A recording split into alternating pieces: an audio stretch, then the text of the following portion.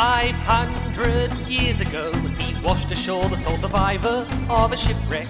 And upon the skull of the man who killed his dad, he said, "I'm mad, I must eradicate piracy, injustice and cruelty, and all my sons will follow me, so evildoers will believe that this man cannot die." The Phantom! The ghost who walks. The Phantom! Enemies beware, the Phantom's always there, but you won't find the Phantom. He finds you. G'day everybody, and for those who come in late, you're listening to Expand the Phantom podcast. My name is Jermaine. Almost forgot my name there. And tonight I'm joined by Dan. How are you, mate? Yeah, very good, Jermaine. It's a great time of year, finals time. I'm experiencing that for the first time in a long time, the happiness in September come football finals. So, yeah, pleasure to be here on a Saturday night. And we're talking about your AFL team and not the teams that you coach, of course.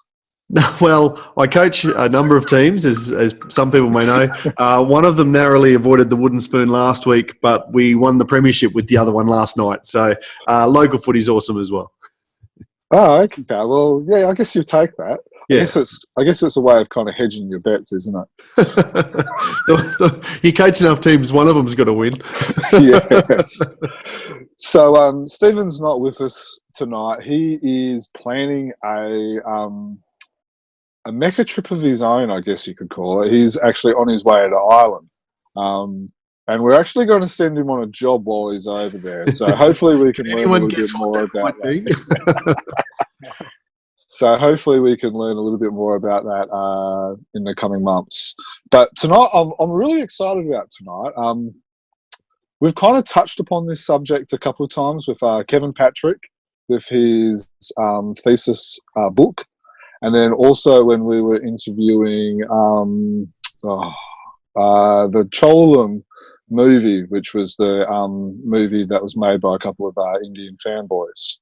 So tonight, what we're talking about India and how the Phantom has influenced India and how India has influenced the Phantom.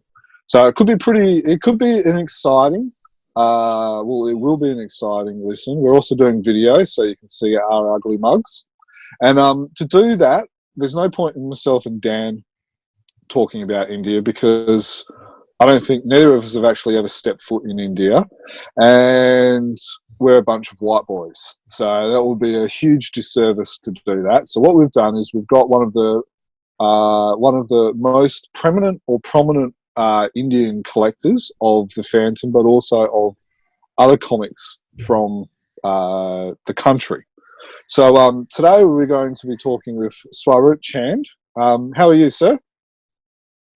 Hi, Jermaine. I'm good, thanks. How are you guys? Pretty good. Yeah. Before Jermaine goes on, can we confirm that he got your name right? Because we're not. Yeah, that's what I wanted to say. Oh, yeah. Okay. I think that's close. That's close. Not bad for a white boy. We'll take that. Not bad at all. Swaroop Chand is correct. Swaroop Chand. Okay, so first of all, tell us how old you are. 42. 42. That's a great age, Swaroop. Very, very great age. 1977 was a fantastic year. So it's kind of ironic. Oh, yes, I am. Okay. Jermaine's the very, very young man who was born in the early 80s. It's kind of ironic looking at the two of you. You're both 42, and one's got a full head of hair, and the other one has no full head of hair. So I reckon it's probably got something to do with Swaroop's only got a boy and you've got girls, Dan.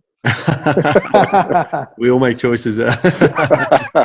So, Swaroop, tell us a little bit about yourself, how you got into collecting comics, the Phantom, and just, tell us a bit about yourself, how you grew up with it, when did you first get introduced to the Phantom and stuff like that. Sure. Okay. Before that, it just struck me when you're talking about setting up this video call for the first time. It just struck me that we've known each other, Jermaine, 5 years now? And I think this might be even a little bit longer than that. And we talk what? We talk what? Every day, I would say? Definitely. Right? including Sundays. So, and this is the first time we are speaking over voice or video. Yes. Amazing, isn't it? I mean, and yet we have traded what, more than 100 items? We've traded probably for a good 5-6 years. I've just sent Yeah. you a parcel this week, and then I've just picked you up something today as well. So, Oh, that was yeah. fantastic. Yeah, Thank you so yeah. much, Aman. So, So it just struck me the way the collectors have used social media to, deepen their networks and expand their collections. Incredible, isn't it? We didn't have to speak ever so far, and yet we have traded maybe 100 items, 100 phantom items. Do you mean not even audio? This I heard video. Did you say you'd never even actually spoke audio before together? Not even audio. Wow. Just all messenger basically. Yes, all basically, messenger. yeah. Incredible, isn't it? Because you keep reading, the experts say that, social network became social media, and social media it's transforming into social commerce. And yet collectors have done this for years, probably even before social commerce was a thing. Yes. What do you, just completely aside from India, just a collector question. We would talk to older collectors who almost bemoan how easy it is for us today. 20 years ago, 30 years ago, you had to have pen pals and wait months or travel to different countries. Do you hear that in India, Swarup, or online? And what's your response to it? Yes, I do. And I think they had it, definitely they had it a little bit hard those days. Emails and forums, I think, made it a little more easier. But then there are good things too, because the number of Indian collectors getting interested in overseas comics, take the example of Fru, because of social media, is definitely increased. I'm quite confident it has increased. And there are some reasons behind it. We can touch upon it later when we come to India. But definitely social media has helped. Yeah. Yeah. Cool. Yeah, no, it's very interesting. So, yeah, tell us a bit about yourself, buddy. Right, sure. So comics, I think, started very early because, interesting, my mom had she owned a library. She owned and ran a library. So it's not uncommon in India for private, people to own libraries as a private business. You do have one or two government libraries in every city or town, but it was once upon a time very common, 80s, 90s. Now they still exist, but declining in numbers. So she owned a library, and the timing was 4 to 8 p.m. Of the timing of the library was just 4 to 8 p.m. in the evening, which meant all the new arrivals came straight home. And so I had access to comics all the time. I mean, they were all around me. I don't remember owning a single storybook, but I definitely had a lot of comics around me. I think it started there. Later, during my school days, maybe 9th grade or a couple of years, I ran the library myself. My mom got busy with other things, so I ran the library for 2 or 3 years. A little bit of a boring job, to be honest, because you're just sitting. Not a very not a very large library. There's no need of CCTV those days. You just sit in a desk and monitor what's going on, but which meant a lot of free time. So that was my first paid gig. I was paid a salary for that, and all I did was read. So basically, around the mid 90s, I think she sold the library, and I didn't think much about it at that time. She needed the money also. So I didn't keep anything much. I did keep a couple of 100 comics. I still have them, but I didn't really try hard to keep. There were easily about 15,000 comics in that library. Wow. So I didn't keep many because I thought she was she needed the money. What I did not know at that time was she was really making money out of the books, not the comics. So whoever bought a big chunk of books, she was giving like 100 comics free to those guys. Had I known that, I would have kept a little, a few more boxes. So did you keep mostly Phantoms or a range of other comics? And did you collect them at the time because they were your favorite stories or because you saw value in them? No, definitely for the stories and a few for the nostalgia of the library. So it was majority Indrajals, which meant a mix of Phantom and other characters as well. But primarily Indrajals. I kept about 100 of them, and then the 100 of other mixed Archies and other mixed comics.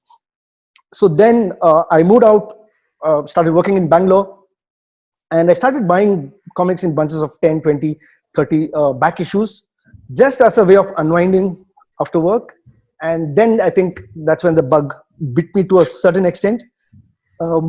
Started reading them multiple times, started enjoying that I'm building up a collection. The hunt started getting a little bit fun as well. A point comes when when you enjoy the hunt as much as reading a book, right? Yes. I think we all suffer from that, where the hunt's probably more actual fun than the actual item that you get. Yeah, you do feel an emptiness when you finish a series, isn't it? Yeah. It's like, oh, what do I do now? So I think that's what, around 2001, 2002, I think I started collecting them again. But I really got into it very seriously, I think, around 2010, 11. I was just doing it I was not going out for it. I was somewhere, I see a bookshop, I pick up a few comics, but then I really started going out for it somewhere in the 2010. So that's how it started. I think the library which the family owned, and me running the library for 2 or 3 years, I think had a big reason why I started collecting comics. So tell us, what does your wife think about your collection? She actually is quite supportive. She's got a big benefit now. The last 5 years, Father's Day, anniversary, birthday, it doesn't matter. She just gives me cash.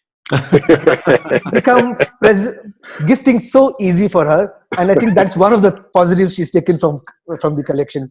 So, and she's sure she cannot find me something. So, here, take the money and buy something for yourself.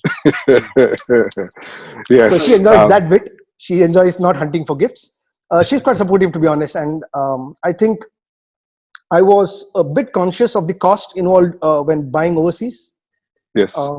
And obviously you have to consult, you have to talk about this. I think she, in fact, pushed me to go for it because, obviously you can optimize, you can send your parcels to a friend and then he can collect over a few months and then send you a big box. But even then, shipping can get expensive when you buy from overseas.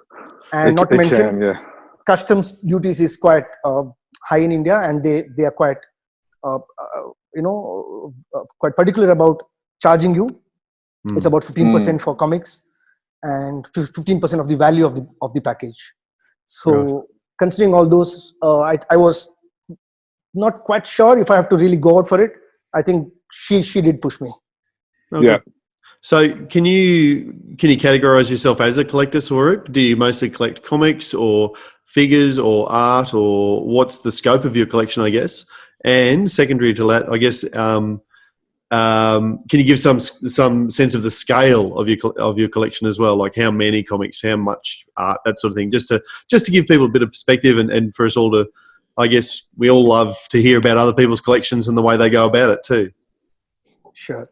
So I started off as a comic collector only, and I collected basically 4 favorite heroes: the Phantom, Tintin, Mandrake, also Leafhawk, and an Indian character called Bahadur.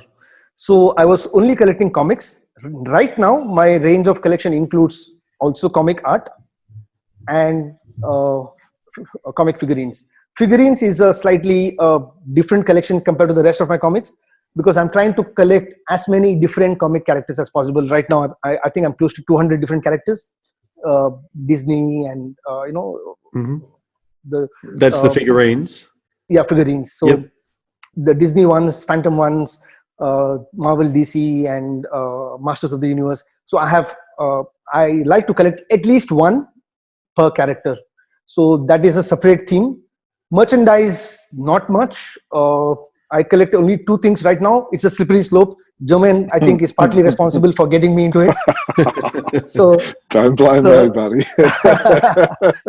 So I do collect a little bit of merch now. Phantom and Tintin only. Tintin, unfortunately, is too expensive. Yeah. So I'm going slow on that. I think my merchandise collection of Phantom is picking up pace in the last few years. So in terms of scale, I think about 15,000, 16,000 comics. mostly Indian, about 60-70% Indian. In terms of Phantom comics, probably about 4,000 Phantom comics. Mm-hmm. 4,000 Phantom comics. Yeah, I think around 4,000, 4,500 is my guess. The highlight of the collection is a near complete New Zealand series. They have 556. I think I'm missing only 3 now. Oh wow! Wow. And that's probably one of the hardest series to collect. It is. Like I've talked to, like obviously a couple of mutual friends like Les, Ian Crawford, and even Renee White, and even Glenn Ford, I guess. I think it was Renee and Glenn only recently filled there in New Zealand when they took over Frew, and then I think Les had a complete set, or was he missing one? He was missing one, but then I think somewhere in 2018 he did complete the set. That's what I last heard from him. Yeah, and I know Ian Crawford. I'm not sure if you've dealt with Ian Crawford, but yes, I know even he has. I think he's missing about 3 or 4 as well. So they're probably the hardest set to collect. Definitely, and I think this Robert from Australia, I think he's close to completing his set. I was told there are probably 4 complete sets. Yeah. Oh well. So I'm missing 3 hard numbers, so I'm not sure if I can ever finish it. But then, yeah, getting so close was good. The only way you can do that is by talking to another collector. I don't think you can do it from a dealer, because when you collect New Zealand, you end up with so many extras that you can really seed off somebody else's collection by 50%. I did that to another collector in India, and he started off through me. Ended up getting about 200 plus comics of New Zealand. Yeah. So what's the appeal with New Zealand comics? Interesting. A good question. Actually, I don't think I've said this to many people before. I really like the khaki olive green costume on the covers. I think that's the most realistic color you can think of for a hero who's living in the jungle, right? What, purple doesn't work? It doesn't really, not a good camouflage. So yes, I like purple because India used purple also, but I like green a lot. So that was one thing. The covers were unique. They used the panels, of course, but still very unique, colorful covers. So that's what started me off. Also, the fact that there was very little editing except customizing a little for the New Zealand market. And I think, that's what really started me getting into New Zealand comics. And then I spoke to a couple of friends who were also looking at completing their sets, and that really helped me get close. So you also collect. You've also collect Frews. I believe you've got. What's your Frew collection like? Everything 500 and above. Yeah. So I have Nick Gordon is helping me run my subscription.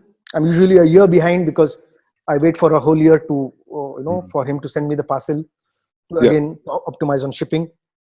But yeah, everything till date from 500 onwards. I do have some below 500, about maybe 100 comics. And do you read your Frews when you get them? Yes, I do. I am a little slow now. Last 2 years running a startup, it's a bit hard. I did read the Princess Sin series. I liked it, to be honest. I didn't yet. I have not yet read the 22nd Phantom, the take on the 22nd Phantom. So yeah, I'm a little behind, but I try to read as many as the last couple of years, they've really started to come out in a hurry too, haven't they? With the extra supplements, the Phantom's World and Giant Size and Kid Phantom. I presume you're getting those as well, and suddenly the stack of comics is much higher than it used to be. He's a completist. He's a completist. I suspected. and your Comic-Con, your Supernova is so expensive in the last 2 years. Yes. Because they come out with so many things, and you have to get them all, right? So yes. I think the only thing I didn't pick was the $200 special edition hardcover book that they came out with. Still tempted, but I have stayed it's away for now. isn't it? Yeah, it's I a do- beautiful book, but it's just like, you know, you got to try and justify it to yourself, and then you got to try and justify it to the wife. Oh yes, very tempted, very very tempted. So, where are you with your Indrajal collection? I'm shy of. Have you? Because I think I'm shy by 20 comics. I'm missing the Okay. hardest ones, number 1 and 2. yeah, and so for those who haven't, I suppose those who don't really know what we're talking about, Indrajal's it was, just tell us a little bit about Indrajal, and then I might get you to talk a little bit about some of the languages that it came with and stuff like that as well, because that's quite an interesting topic. Sure. Indrajal was the first real comic series that that India was introduced to, and that was the first real comic series. There have been technically not the first comic, Phantom Indrajal number 1. There have been a couple of other comics before, but a real comic series, that was the first. Just interrupt. And- When was that? When was number 1? 1964. 64. March Okay. 1964, yeah. Yep. And the first 30 comics were all comics, all Phantoms. They later got in Mandrake and other characters. Yet, in the end, out of the 803 comics, more than 50% were Phantom. 414, just to be exact. Yeah, yes. I keep getting confused, 404 or 414. Yeah. And so when you say 20 to go, do you mean 20 to go Phantoms or 20 to go Indragals all up? Overall. Mm-hmm. Overall 20 to go. So about 17 or 18 of them Phantoms. Right. Okay. Maybe 16 of them Phantoms. Yeah. Right. Okay. So it's an iconic series for a lot of collectors. A, because it's the first. B, because they put in a lot of effort, and I think I know some of the topics you want to touch upon later, thanks to your the post you made on Facebook asking people to come up with questions. But maybe we can elaborate on that later. But they did some excellent work in terms of coloring every comic, and that is something that is underappreciated of Times of India, Bennett and Coleman, the guys who came up with Indrajal, because it was a big effort, it was expense. They had to manage cost in a price-sensitive market like India, but yet coloring was an important feature. They loaded it with a lot of backup content that led to a downside, which is one of the biggest downsides or cribs that collectors have on Indrajal, which is they butchered the stories. The Phantom stories especially were extremely shortened, Mandrake as well. But on the upside, for the Indian collectors, there was a lot of backup content, Indian as well as international, like Henry, Little King, etc. So that was another quality that people loved about Indrajal. And lastly, I think what you're going to ask me next is the languages. They took the effort of translating it to at least 9 languages that is known to us. It had to be a massive effort, isn't it? Translating so many comics across 9 languages, yet retaining the spirit of the story. And they did that. I think it was the smart thing to do. It was a risk, but it was a smart thing to do. I personally believe without that, it would have been a no-go. The series would have died much sooner, because in 1964, not a big percentage of India would have was speaking English. Not like now at least.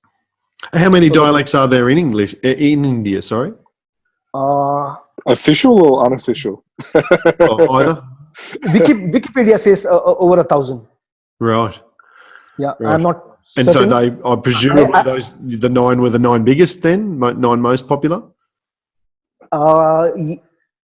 Yes, almost. I think there may be 1 or 2 exceptions. I think they would have done some research about reading habits and the people the cultures who are known to have a reading habit, etc. Yeah, okay. But otherwise, more or less, yes, the 9 most popular, because there's one particular language which Germain and I are both after, which is Arabic, and that is not really a big language in terms of number of people who speak that language in the country. Right. In fact, very small. Yet they did that, and my theory is that they probably were looking to expand to the Middle East market.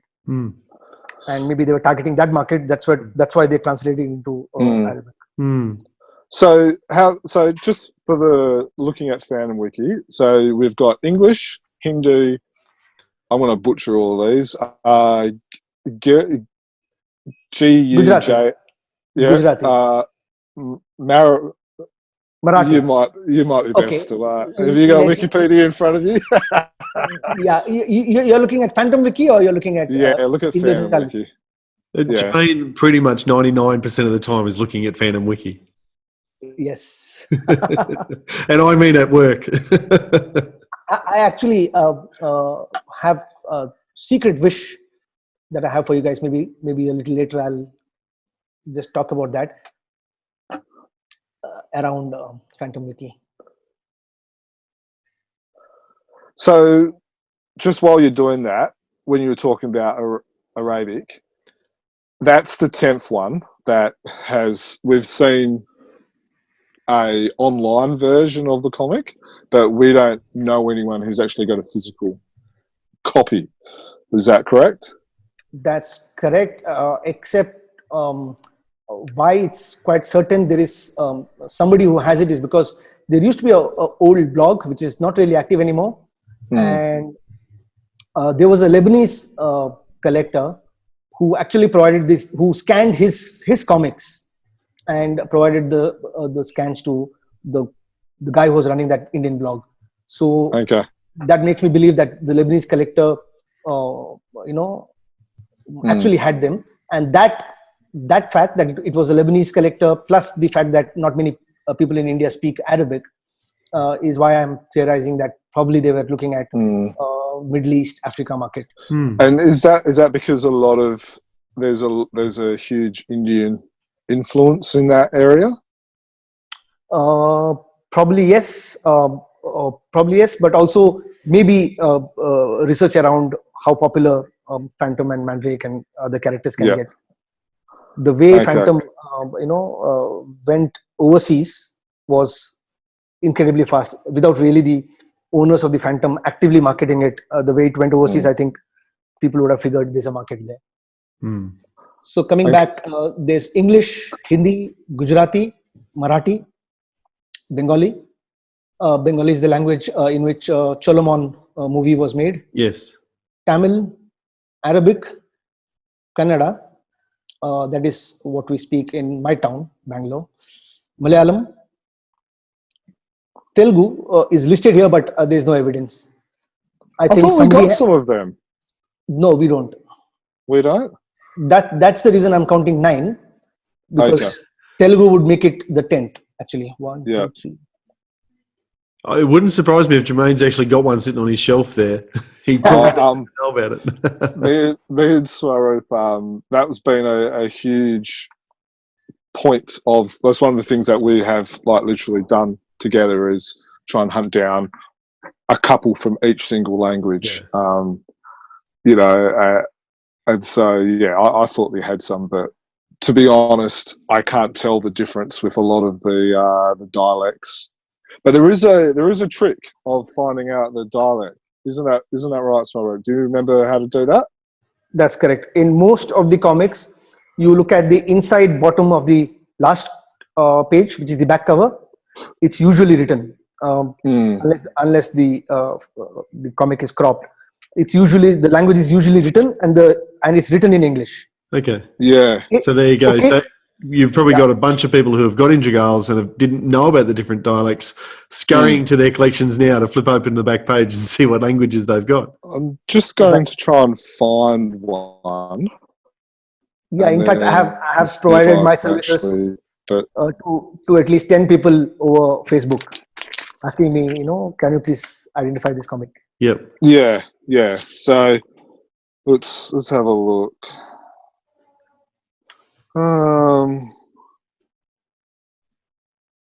Okay, so like for those, I'm not sure if people can see that. This is going to make lousy audio podcast, but this should be a YouTube podcast too. So yep. So you can see that down now. So that's it there, and then if you go to the back, let's see if we can get this happening. Oh yes, Do you see that there where it Tamil. says Tamil? Yep. Tamil. Yes. So like that. So that basically is a good indication of that. Now I've just opened this. Have you seen that one, Swaroop? Have you seen this collectible? This little calendar. Oh no, I have not. Actually, I have seen this ad before. I have it in Yeah. my wish list, but I've never seen it before. Was there a Yeah. lot of because it through at various times has had ads for Phantom merch and memorabilia. The '90s was a big one with the movie and all the rest of it. Did Indragal also do a lot of that merchandising and that sort of thing, or did it advertise other Indian companies that were producing Phantom merch? Is there a lot of that about in India? I'll answer the second part first. There were not too many companies doing Phantom merch, at least that time. So there were no advertisements, but Indrajal themselves were giving out quite a few merchandise. Right. Not too many, not as many as some of the other countries, but definitely quite a few. The thing is this: they were mostly given as goodies to subscribers. Right. So they were not really sold. Most of them were never sold. So they were trying to increase visibility of their sales. They wanted to encourage subscription versus purchases from the stands, and they were sweetening the deal by giving these freebies, calendars. I know of a magnet which I had never seen before. There are a few stickers. There definitely is a tattoo which I have. So there are quite a few things they came up with, but mostly as sweeteners for subscriptions. And I suppose you're always on the lookout for those to add to your collection as well. Sorry, I missed your question. Dan, your voice is breaking. Are you always on the lookout for those sorts of things to add to your collection as well, I assume? Oh yes, I think now not only me, others in India also. We can talk about that later. The hunt for merch is just getting started in India. Right. So yes. So people are on the lookout. There were 2 or 3 very cool booklets. I think everyone, even overseas collectors, will love to pick it up. There were 100 issue special, which was basically a synopsis of all the 100 stories that came so far. Then there was a 200 issue synopsis, and there was a 300 issue booklet. I know of at least these 3, and they're quite hard to get, and excellent collectibles. Yeah, you haven't found me one yet. Yeah, I don't have it myself, but usually I get in 2s or 3s. So Yeah, that's it. Another one of the items that you've just recently found is this little eraser. Yeah. Do you just want to quickly tell us a little bit of a story about that one? Right. So this was a popular brand for school kids in the 80s, in the late 80s.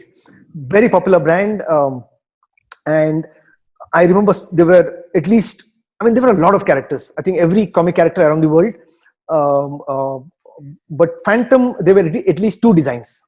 The other characters, I'm not sure, but Phantom and some Tintin characters, there were at least 2 designs. There was this one, which is the eraser straight away. And there was one more, which was in a tin case. Inside the tin case was a small eraser, much smaller than this one. This is about 2 inches, I think. And the other one is about 1.5 inches. About that, yeah. Yeah, so these are... people had forgotten about these, to be honest. And last 1 year, they are surfacing, and people are paying good money for this, for these erasers, especially Phantom. Anything Phantom in India gets sold at a premium. Yes. I couldn't help but notice on that eraser, and even in the Indragals that I've seen, as Jermaine thumps around with whatever he's thumping around, the Phantom skin tone is far browner than we would see in the coloured comics that we see in Australia.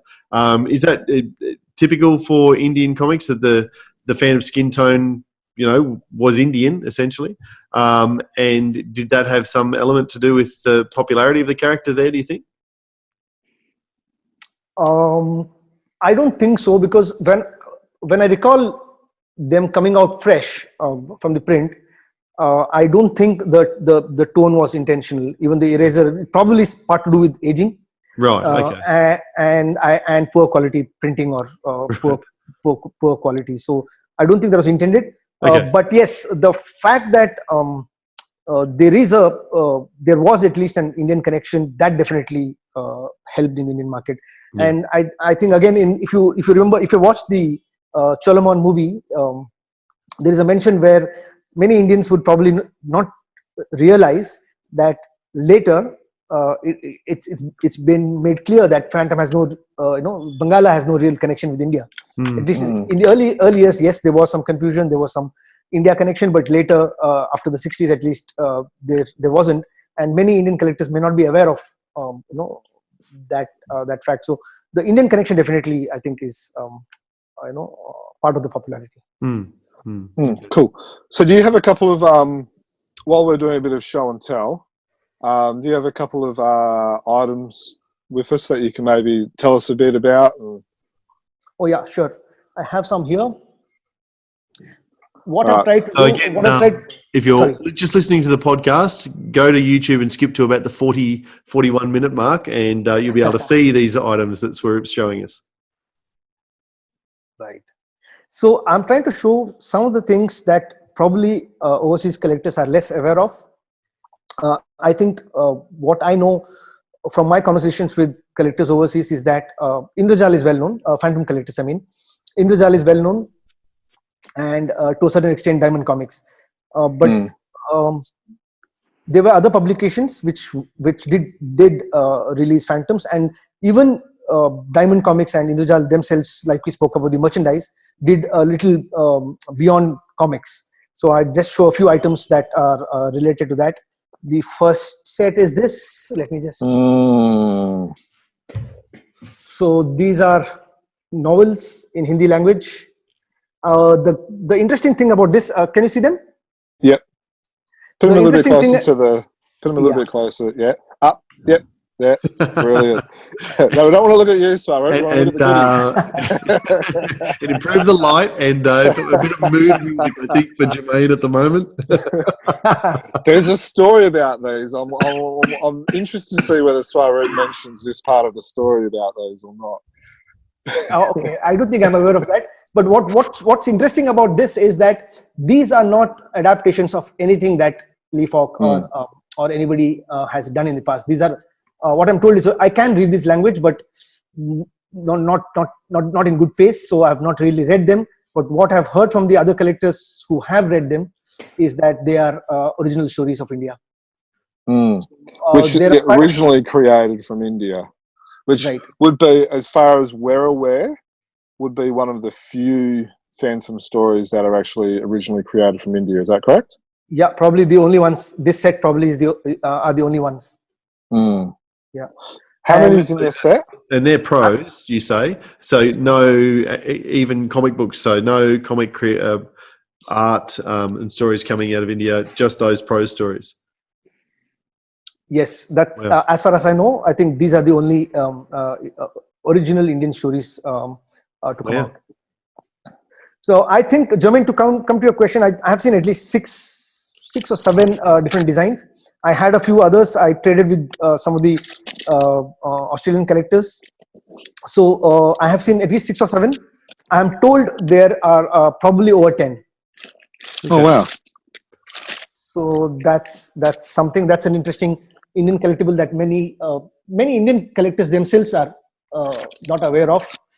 So, Swaroop, how did you find out about those? Do you want to tell us that story? Oh yes. So a good friend of mine, I can't recollect his name. Actually, it was Jermaine.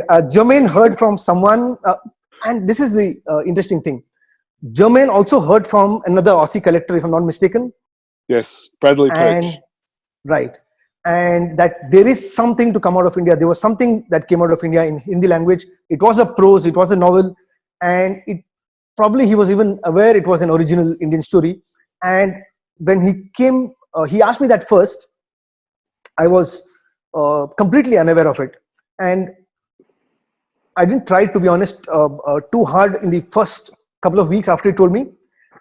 By just a chance, I have a regular supplier of comics who I speak to on the phone and email. Never met, but I speak to him and give him my requirements. He hunts some comics down for me, especially in the northern part of India, because Hindi is more popular in the northern part of India, and where I live is the southern part of India. And you know what he said? He said, Swaroop, actually, I have a few of them. I never thought you were interested in these things. I thought you were interested only in comics. So he had 4 or 5 of them, and I ended up picking a few of them. And I recently got a couple more by trading with a collector from Nepal. And From Nepal? yeah, there's a a guy with a very good collection of Indian comics, probably one of the best Hindi collection, and he's from Nepal. Yeah, wow. So I think the one in the middle was the one that you've sent me. I think you've sent me one. That's the one with I think the Phantom's in blue and he's got his hands on his hips. I believe that's the one that you've sent me. The novel, right? Yeah, the novel. Yeah. Yeah. Unfortunately, I didn't have extras. So, but then I it's really not a language I read much. Plus, so I think I remember doing trades of 3 of my books with you and a couple of others. Mm. The next item is this. This is interesting, looks common, but what's special about this is that it's an Indian edition. Oh, wow. So we're looking for people on the podcast. We're looking at what ostensibly is a Avon novel, The Vampires and the Witch, and it's all in English on the front cover. So as you say, Swarup, to look at it right now, you wouldn't notice anything different. Yes, and it's all in English. It's a completely English novel. I don't know why somebody in India published this against importing the Avon novels, but a company called Regal, which is the same company which is currently bringing out Phantom comics from India. They are on issue number 2 right now. They are the same guys who brought this out. And I spoke to them. They came out with 6 issues in English and 6 in Malayalam, which is the language spoken in a state called Kerala, where the company is based out of.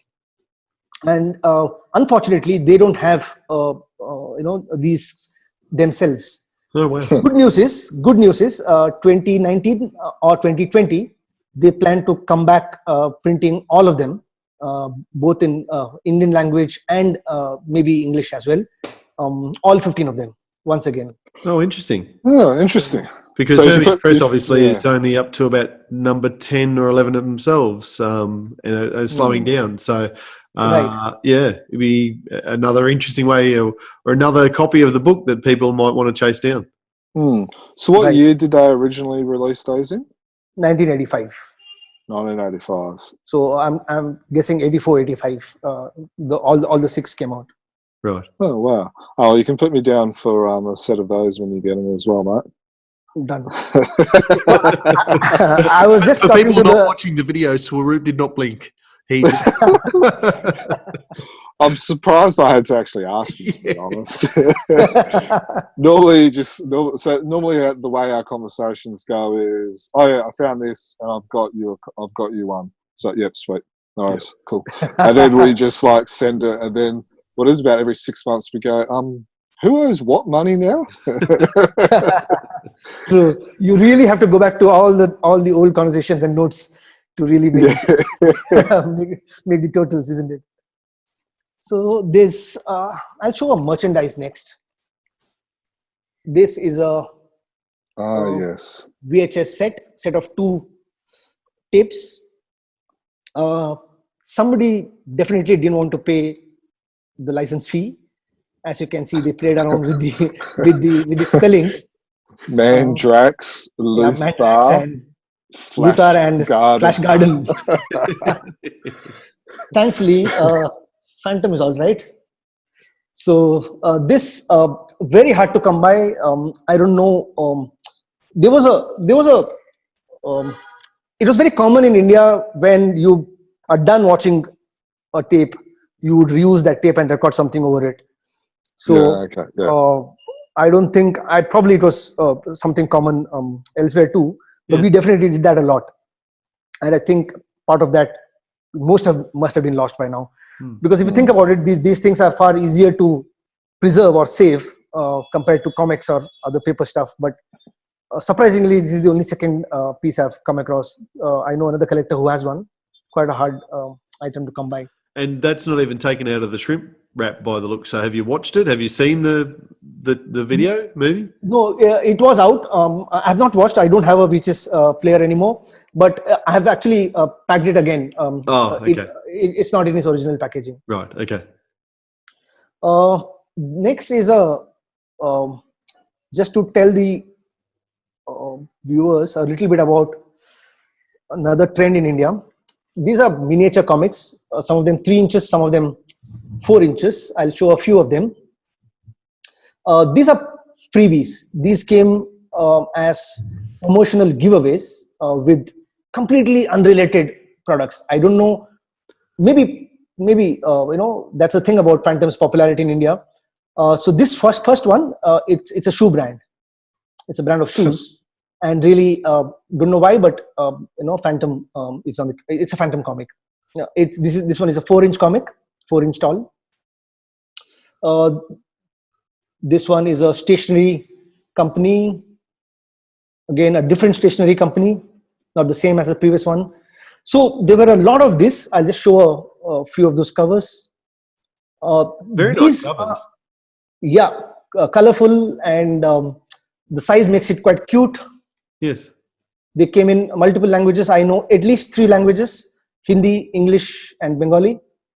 So they're the main 3 languages that the Phantom's been published in, correct? Yeah, in numbers, if you count in numbers, yes. There's Marathi also. If you count Indrojal, there were 3 languages which have all 803 Indrojal comics. That is Hindi, English, and Marathi.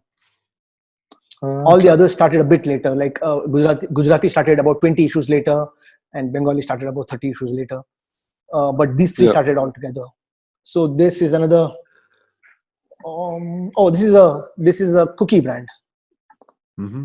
So this is a juice brand, very popular in India. This is quite recent, I think, maybe 15 years. All of them are about 15 to 20 years old. Not very old, but for some reason, very hard to find. Now, are they featuring original comics, or are they featuring like reprints of dailies or newspaper stories? They are mostly leaf arc stories. Yep. So one thing I forgot to tell you. Good question. This is done in association with Diamond Comics. They had a very smart way of doing these things. They were co-branding with other brands like juice companies and shoe companies, as you saw, and they were printing these comics. So if you can see on the top, usually Diamond Comics presents, maybe too small. Yeah. So most of them are. In fact, all of these are Diamond Comics. So they co-branded with other brands, other Indian brands, and then they came out with comics. So there was a big fascination. There were a lot of brands coming out. I'm finding new ones every year. They had to come by, so I find 2-3 a year. Every time I think I have the whole set, I find new ones. So there are so many of those. So nice item for even international collectors to. I think I've got it. Yeah, I think I've got about a half of those, or maybe about a third of those. I think from memory, one of them was a chewing gum, and that was actually a new Phantom story. Is that right? Actually, it was a non-Phantom story where Phantom made a 4-page cameo. Yes. Okay. Yeah. Yeah. And I think it was kind of interesting watching the Phantom chewing some gum and blowing bubbles throughout it and stuff like that. Right. And he helps these guys. He kicks the bad guy's butt, and then when the guys thank him, he says, "Don't thank me, just give me a stick of gum," something like that. So I think I didn't carry too many things, but I want to show you an interesting thing, just to show a different publication.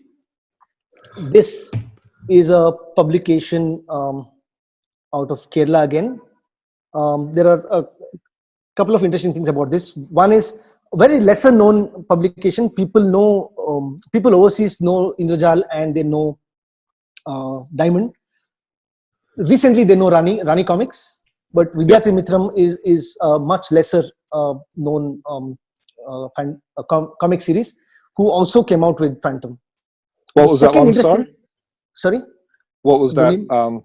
Yeah, the name of the publication. Yeah, Vidyarthi Mitram. It translates to friends of students. Okay. So they also made stationery, school stationery, and for some reason they were also printing comics, mostly Tarzan and other stuff. But they did come out with a few Phantom comics. Lovely, colorful covers. But also, what's interesting is this set. There are 4 here. You can see the second one. There's a third cover here. I have 2 in one bag and board. Yeah. And this is the 4th one where Phantom is actually topless. Yes. Yes. So probably the only cover where Phantom is not wearing a shirt. There is a Fru where he's not wearing any pants. In about the 700s, Jermaine probably knows off the top of his head, but the colouring just he's not wearing pants. This cover is reminiscent where he's still got the purple cowl, but yeah, he's gone a bit more risque and no top either. Right.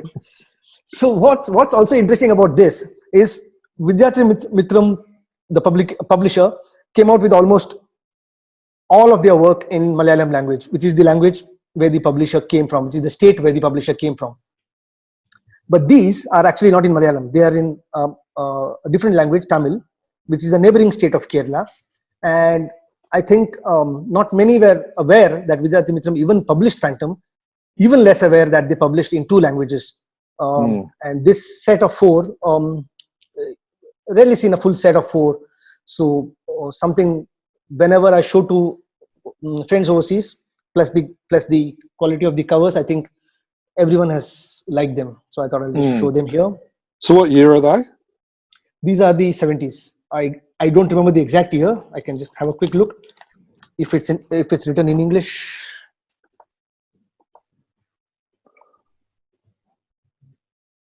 Uh, 75. I think I've just found them on Phantom Wiki. On Phantom Wiki? Okay. Yeah, it says maybe 75. Yeah, I think that's based on the fact that other comics of this publisher, I think they are tying the 2 together. How long the publisher lasted based on that? Definitely 70s, yes. Yeah.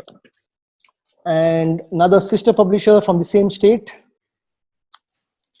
Regal, the same guys who we spoke about some time ago, came out with these. Is it bad? Should I get it out of the covers? No, that's good. No, that's fine. Just So colorful again. It's almost a take on the "As You Were, Gentlemen" pose coming through the window. Yes. I love that pose, and this is the closest I have of that. Right. Yes. In terms of a comic cover, yes. So this is Regal, also in Malayalam language. This is in Malayalam language. Very lesser known series. Not many international collectors know about that. People who frequent Phantom Wiki probably know about it, but not many others. When I show them, they're quite surprised. and what year were they? These were the 80s, early 80s. Okay. Yeah. This is a magazine. I just want to show this because I would love a lot of my friends, my collector friends overseas to have this. This is a magazine.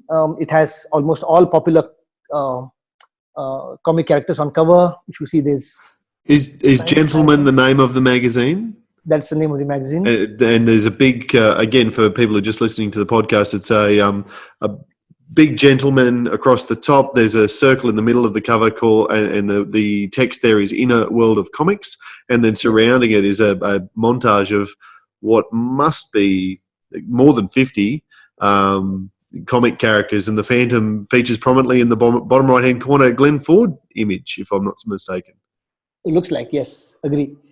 And No, that's the one from King 22. Good one. Yes, the one which we always see in the sealed pack as well. Yes. And we see in the UK Allen Class comics. Yes. Yeah. I've Good catch. got it right next to me. There it is. Yes, that's the one. That's the one there. Yeah. Yes. So this magazine features it's 100 110-page magazine, and it features, I mean, it dedicates most of the pages of this issue to comic characters all over the world. Has a page or two on the Phantom. I remember reading the whole article a couple of times, and very good content. I think it's a nice piece to chase. It's just year 2000. I don't see them too often, even though it's recent. But I think it's a good piece to chase for collectors everywhere. Is it in English or? It's in English. Yeah. So this is a spoof on Phantom. This is by a popular North Indian publication called Manoj. They have a lot of comics, Indian origin stories. Nothing of the Phantom except this, which is a spoof again. So in Hindi language, one of the names used for the Phantom is Betal, for ghost. And it's a take on that name, just changed to Chetal. And it's a spoof. A few overseas collectors I know have managed to find a copy, and one of those lesser seen items coming from India. Couple more Indian stuff. So this, I don't know much about this at all. Maybe I can talk to a few friends and share notes to you later. It's a magazine called Parag, Hindi. Again, features the Phantom. There are so many magazines that came out of India that featured, at least in part, Phantom on cover. So it's a fun hunt, to chase it down. So random. So question: when you're looking at all these, how many of them would you say are actually like licensed? I think probably very, very few of them. I don't think any of them are licensed, because especially when they are writing a story about comics, for example. Yeah. I don't think they even bother to try for it. I know part of their editorial license, they're covering a story, they are telling about different comic publishers, so they will not bother using these characters on the cover. But the spoof, I'm quite certain is not licensed at all. Should have been, but definitely not licensed at all. Yeah. And lastly, an Indrajal comic in Tamil language, an early issue, 100 odd, I forgot the number, I think it's 131. The thing about this, the reason I brought this is just to share that there were two series of Tamil Indrajal languages, of Indrajal in Tamil language. For some reason, it started early. It started around issue number 10 of the English Indrajal comic, and it continued till close to number 200. Nobody knows why.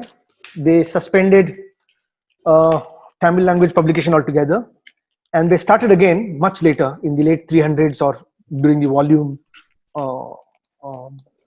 issues of the Indrajal series. Yeah.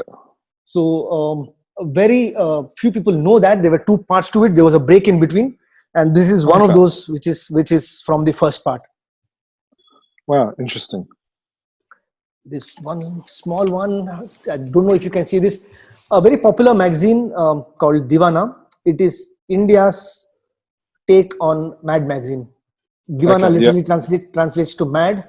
It's Hindi, and few of these magazines featured Phantom on their cover, very small. This one, I know a few which are bigger. A lot of Mad collectors overseas are very interested in collecting Divana issues, because if you see Newman, and his take on India is it's a lookalike basically, although he's not called Newman in India. So that magazine is quite popular among Indian collectors, very popular. In fact, the Indian version is very popular, and at least three of them featured Phantom on cover, some of them quite prominently. So good items to chase.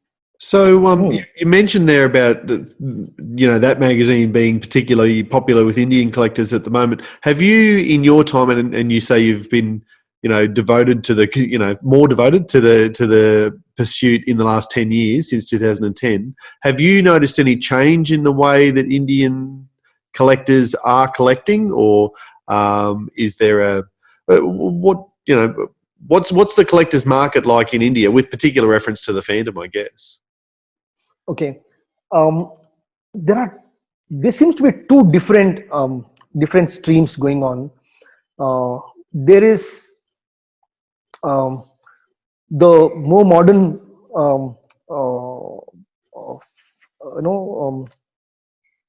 crowd following DC, Marvel, Image, Titan, Dark Horse, etc. The younger crowd, and there are many aspects of Indian collection that I can talk about, which are different among these two. And then there are the traditional collectors who are collecting back issues, especially the Indian ones, the ones with the Indian connection. A lot of them are beginning to um, um, collect international editions of comics. Example, Fru. They are just beginning in the last few years. The first one I spoke about, they are quite set, and they are quite similar to anybody anywhere in the world. They are quite internet savvy. They are quite technology savvy in terms of PayPal accounts and familiarity with dealing with popular online websites like Mile High Comics and such places. So they also are into merch. They are not much into art, but they are into merch definitely, because at least the figurines, they are into figurines of all these characters. But let me talk more about the second type of collectors who are collecting more of the back issues, the traditional comics, the Indian old issues, etc., and the newspaper strips. Let me call it that way. The Tarzans, the Phantoms, Mandrakes. These a lot of Indian collectors. There are a few qualities which are different. It's a very price sensitive market. So if Fru or a Marvel or anybody has to enter India and sell in India to this community, it's quite a price sensitive market. It's a market which is quite shy of buying online, primarily due to the financial transaction aspect of it. Credit card acceptance, especially for online transactions, in-store transaction is still fine using credit card, but online transactions is still a lot of people still shy away from in India. Is that an age thing? Partially yes, but I don't see that quickly changing among the young gen as well. But the guys who really want to, they know they have to buy this Marvel comic, DC comic from overseas. They are all aware. They use credit cards and PayPal, etc. But I still see the acceptance being quite slow. So in fact, it's an amusing thing. There's a product in India. It's an Indian innovation, which is called cash on delivery, or in short, it's called COD. It's very popular in India, where you just check out one click, you put your items in cart and just say done, and it comes to your address, and you pay them cash when they deliver. Okay. So it's very unfriendly for the merchant, because he's getting paid much later. Because of the logistics, the courier guys, they collect the money on the behalf of the merchant, and eventually he gets it 15 days later. But yet they do it because that is very important for the Indian market, because otherwise they won't swipe their card. So I think that's another aspect. So would that be, so you made mention of Fru with the like, what first comes to mind is the board game Kickstarter. I think from memory, we discussed this on the podcast. There was 2, maybe 3 Indian backers. I know you were one of them. I was going to say, I have a feeling we're talking to one. Yeah. He's becoming a completist. So would that be one of the reasons why a lot of these collectors from the second group did not do the Kickstarter, is because of the that mindset? Yes, I think both the points I mentioned about the old gen of collectors, I think are reasons. Let me also say that Kickstarter itself is not popular in India. Okay. As a platform, I don't know many people who back any project related to something they need, so it's not really a popular platform in India. Okay. Having said that, the 2 reasons. Price point. Let me tell this: board games costing about 5,000 Indian rupees, which is about 100 AUD, is kind of unheard of in India. So I think Yep. the price point is clearly a problem, and the concept of paying using credit card or PayPal is a little hard, like I said. And then I think uh, connecting to the Kickstarter point, paying now and getting the item a year later is something a little hard for the Indian collectors to accept. Oh, Oh, there's lots of Australian collectors that are struggling with. hard. No one wants to pay money for something now that they don't receive for a year or two. Right. And add to that, you have this other option in India where you are clicking pay, buying, and the item comes to your house, and then you look at it and then pay. Yes. In fact, some merchants even allowed you to buy multiple sizes of clothing, try it on, and send the wrong ones back with the guy right away. Really? They even Oh, wow. experimented with that for a few years. So it's that kind of a market. So I think when you have those options, waiting 6 months, 8 months, I think was hard. I tried a lot to Yeah. promote it in my friend circle. They were quite, they loved the concept, they loved the product. I got good feedback from my friends, from my network of phantom collectors, but unfortunately none of them pledged. Mm. And just for perspective, you said there it was around the 5,000 rupees. What's the what's an average weekly wage in India amongst these sorts of group? You know, we understand what $100 Australian means to us, but how much is 5,000 rupees really? Okay. It's I'll answer it in a different way. It's very hard. It's a good question. See, India doesn't have the concept of a minimum wage prescribed by the government or by anybody. There's no concept of the minimum wage in India, not yet. Might be coming in the future. So the range varies a lot. The range of earnings varies a lot. But let me put it this way. I've been around to other countries, and if you take a place like even a place like New York, an apartment that you would rent for about $1,500 a month, a small apartment which you rent for about $1,500 a month. Apartments much bigger and better than them in the cities of India, like Bangalore, you can get them at about 25,000 a month, which is 500 AUD, or in fact 400 AUD, 400 USD. Right. So that is the purchasing power, purchasing parity and purchasing power parity. So I think 5,000 is big money if you consider it's almost 1/3 rent or 1/4 rent. And from that point of view, it becomes quite painful. And board games for grown-ups, I would say in India wouldn't be anything more than 2,000, which is about $40, $50. So add to that shipping from overseas, etc. I think it was becoming a 5K, 6K purchase. So that is definitely one of the reasons. Sure. Yeah. Is there a market for? Because we were talking about merchandise, and I guess that's for a lot of phantom collectors. That's what this board game is going to be. It's not going to be an actual board game. So I guess it's a two question: is there a board game market? If it was produced locally, you mean? Yeah, and then is there also like the merchandise? You know, what with your friends, with your group? Where do a lot of them collect merchandise, or are you probably one of the few people that actually collect merchandise where the others don't? In short, India is definitely behind the curve on merchandise collecting, definitely behind. But good news is it's catching up fast. Again, I can see two intents behind collecting merchandise. One is already there; it's already big. One is the display part of it. So I was talking about figurines, right?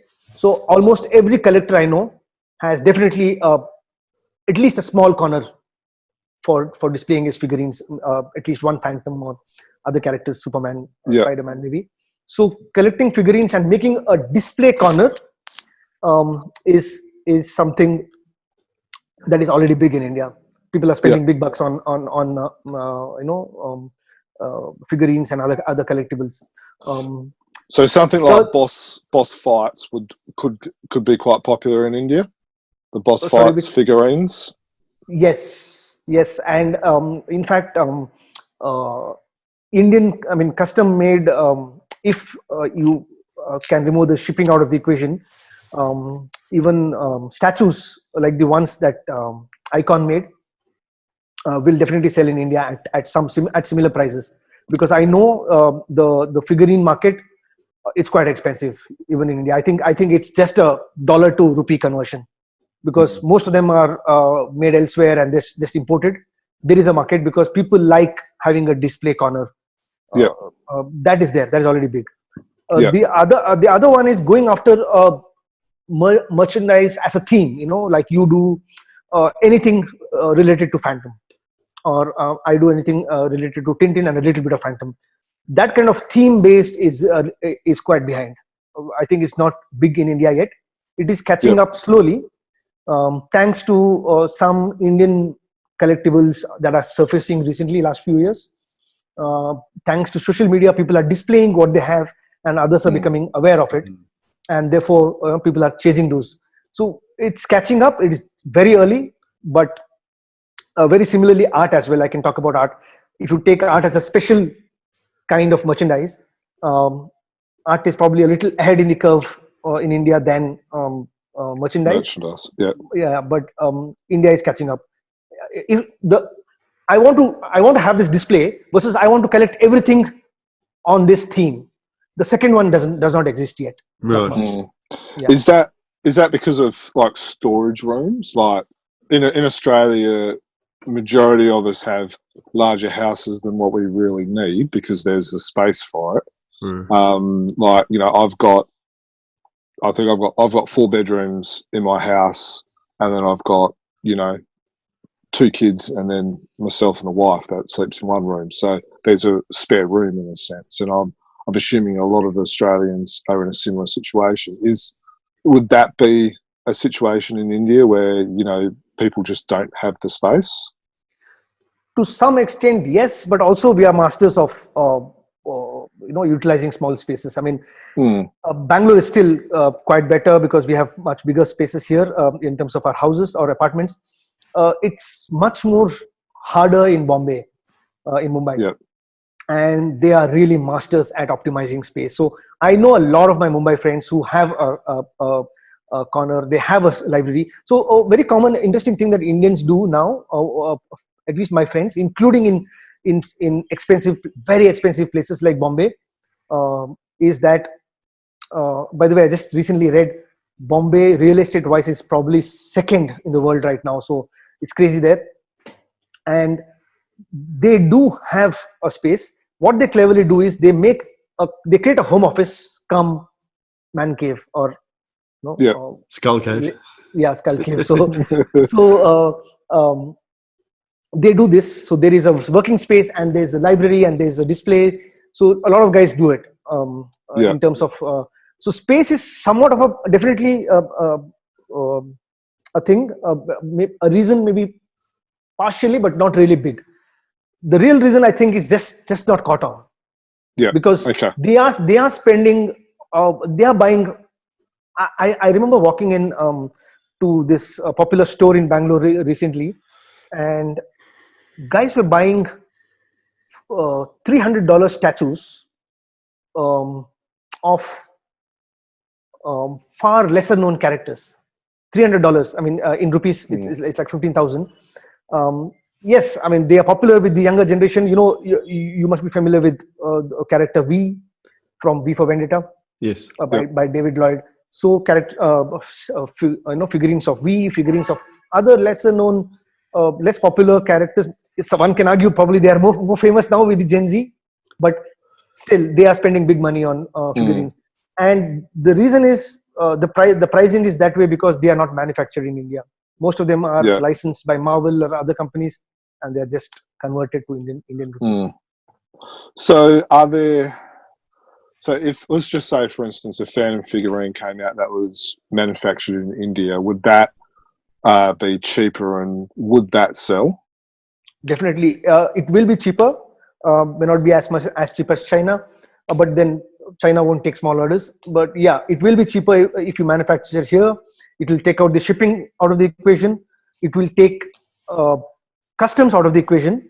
So that definitely makes sense. So when I 'Cause- speak to somebody who's Yeah, setting up here, that definitely makes a lot of sense.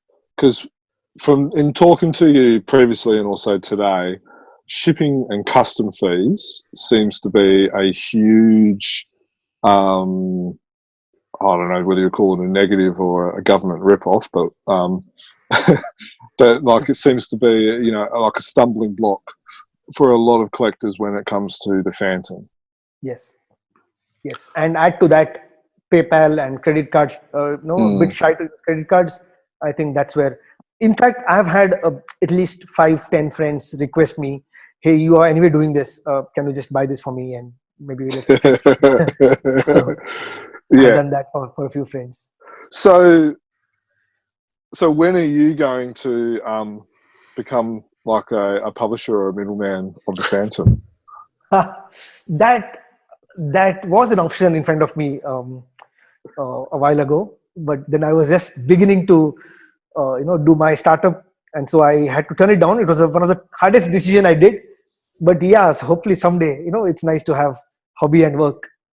You need to have a small fortune to be able to start that, though, don't you? To be able to import Right. the amount that Right. you need to then on sell. So Yes, but I was in discussions with somebody who were really giving me a sweet deal where I didn't really have to put up much upfront. okay, So they were keen to enter India, and then they thought maybe partnership is the right way to go. So you handle India, don't worry about putting in anything, and then let's work on revenue sharing kind of model. Yeah. all right. So in terms of sorry, Jim, can I? Yeah, go for it. In terms of India as a market, I think there was. Well, what do you think about the idea of? I know Frill floated the idea of publishing into India. They've started to become more collectible there, as you've said. I know there has been murmurings at different times that maybe Frill would look to start publishing in India. What would you say if suddenly Frill were available to purchase there, whether produced there or shipped there en masse? Okay, my gut feel is that I know I have a fair idea of the circulation numbers of Fru in Australia. My gut feel says with the right pricing and marketing in India, that numbers can be reached in India quickly. Similar numbers can be reached in India within a couple of years, because the number of active collectors may not be too many, maybe a couple of thousand guys who are really interested. In fact, people may not be buying from the Fru website or other places, but I've had no trouble selling my extras. Right. I've had absolutely no trouble selling my extras. I have in fact helped a few Australian collectors dispose of their extras at good prices to India, and I have kind of helped both parties, because they are shy of paying online. I pay by PayPal to my friend, a collector friend in Australia, get the package in, pass on the thing, collect the money. I have done this a lot of times to Indians, and I have had no trouble, disposing of my spares. And Right. yeah, and the pricing is not really. Your cover price currently, I think, is 3.5. Is it $3.5? Yeah, Yes. yeah. For the regular issues. So 3.5 in converted in absolute terms also will not be a big problem. Probably a little lower than that. Maybe that translates to 175 rupees, maybe 150, 130 would be a great price. I think it will catch on big time. So I definitely think there is a scope. And if you can print here, I did hear about some of their plans. I don't think they probably were exploring two angles of it. One was find an India partner where they can export their merchandise, their inventory. They make a few extras for India, they export it, and the Indian partner takes care of distribution. I do remember introducing one popular Indian company to the guys at Fru. I think that the talks fell through. The other option probably they can look at is printing, finding a print partner in India itself and printing them in India. That will bring the Indian cover price. It will make it an Indian comic, and there are many more Indian comic collectors than overseas phantom collectors. So it suddenly becomes appealing to all of them, because Yes. there is a completist saying, I want to have every Indian comic. And I think and you're not paying shipping and import costs. It's literally sending a computer file over and then having someone to print it. Exactly. So it could even be cheaper than the Australian comic in a sense. Absolutely. I think the popular ones of similar quality in India are actually selling at between 50 and 100 rupees.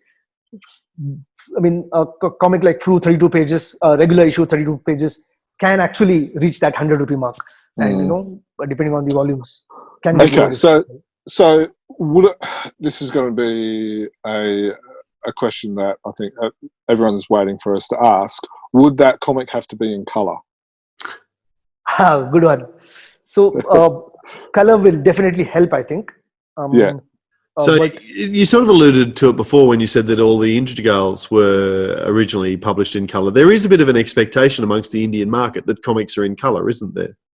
Exactly. I think you are absolutely on point. There are 2-3 reasons I can think of, and I myself used to be a big color fan, even now to a certain extent. Why India loves comics in colors, and you were spot on in one of the reasons. That is, in a way, we were spoiled because we were introduced to comics in color, and Times of India took that effort to really do that hard work, and they hired a lot of colorists at that time to do the coloring for them. There's one colorist who's still active and who's taking commissions, and Indian fans are really giving him a lot of work trying to get Phantom and other characters painted by him.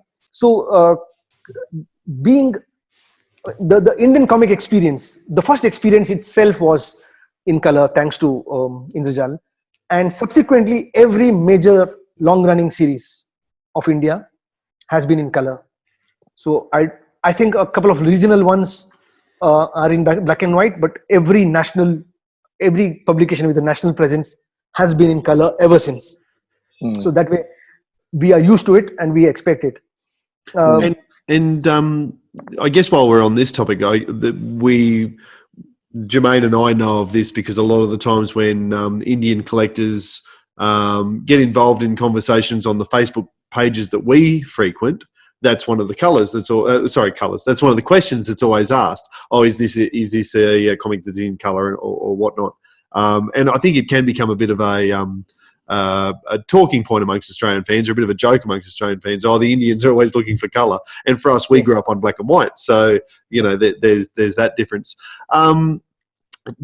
There does seem to be more Indian collectors coming onto Facebook, but is Facebook their preferred medium? Because I have heard that WhatsApp is huge amongst Indian collectors.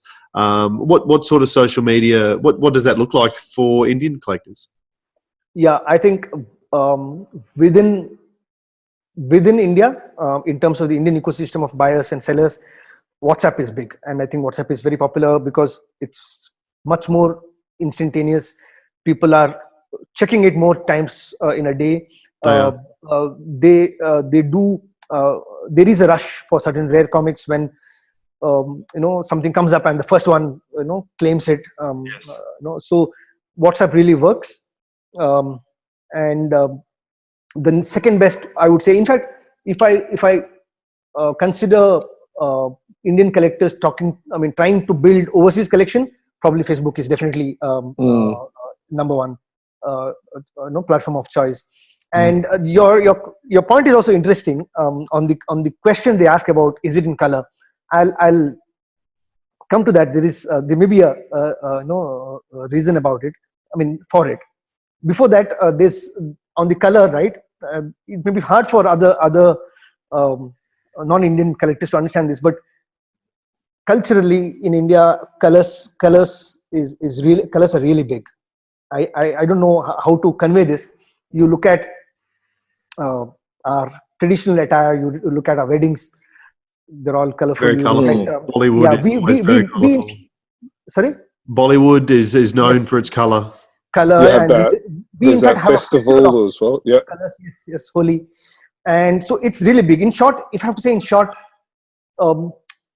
colors equals joy is a very strong belief. So That's another reason why we are always after color. And this question that gets asked, right? Diamond Comics, you guys are aware of Diamond Comics, and the early issues of Diamond Comics were in color, and the subsequent reprints, which they did many times over, they were in black and white. And there are a few other comic series that have done less popular than Diamond, but they have done this as well. So this question became the easiest way for Indian collectors to ask: is this an early print or a first print or a later reprint? Is it? Okay. If the Diamond comic is in color, you can be sure it's an early print or a first print, possibly. So that also is a very common question we in Indian groups also encounter. So maybe that's also somewhere built in. But yes, that's good. Favor color more than black and white. In fact, I took to enjoying black and white only after only after I started collecting original art. Oh, right. We started appreciating black and white. Yeah, okay. That was going to be my question: is do you actually, do you like it in color or not?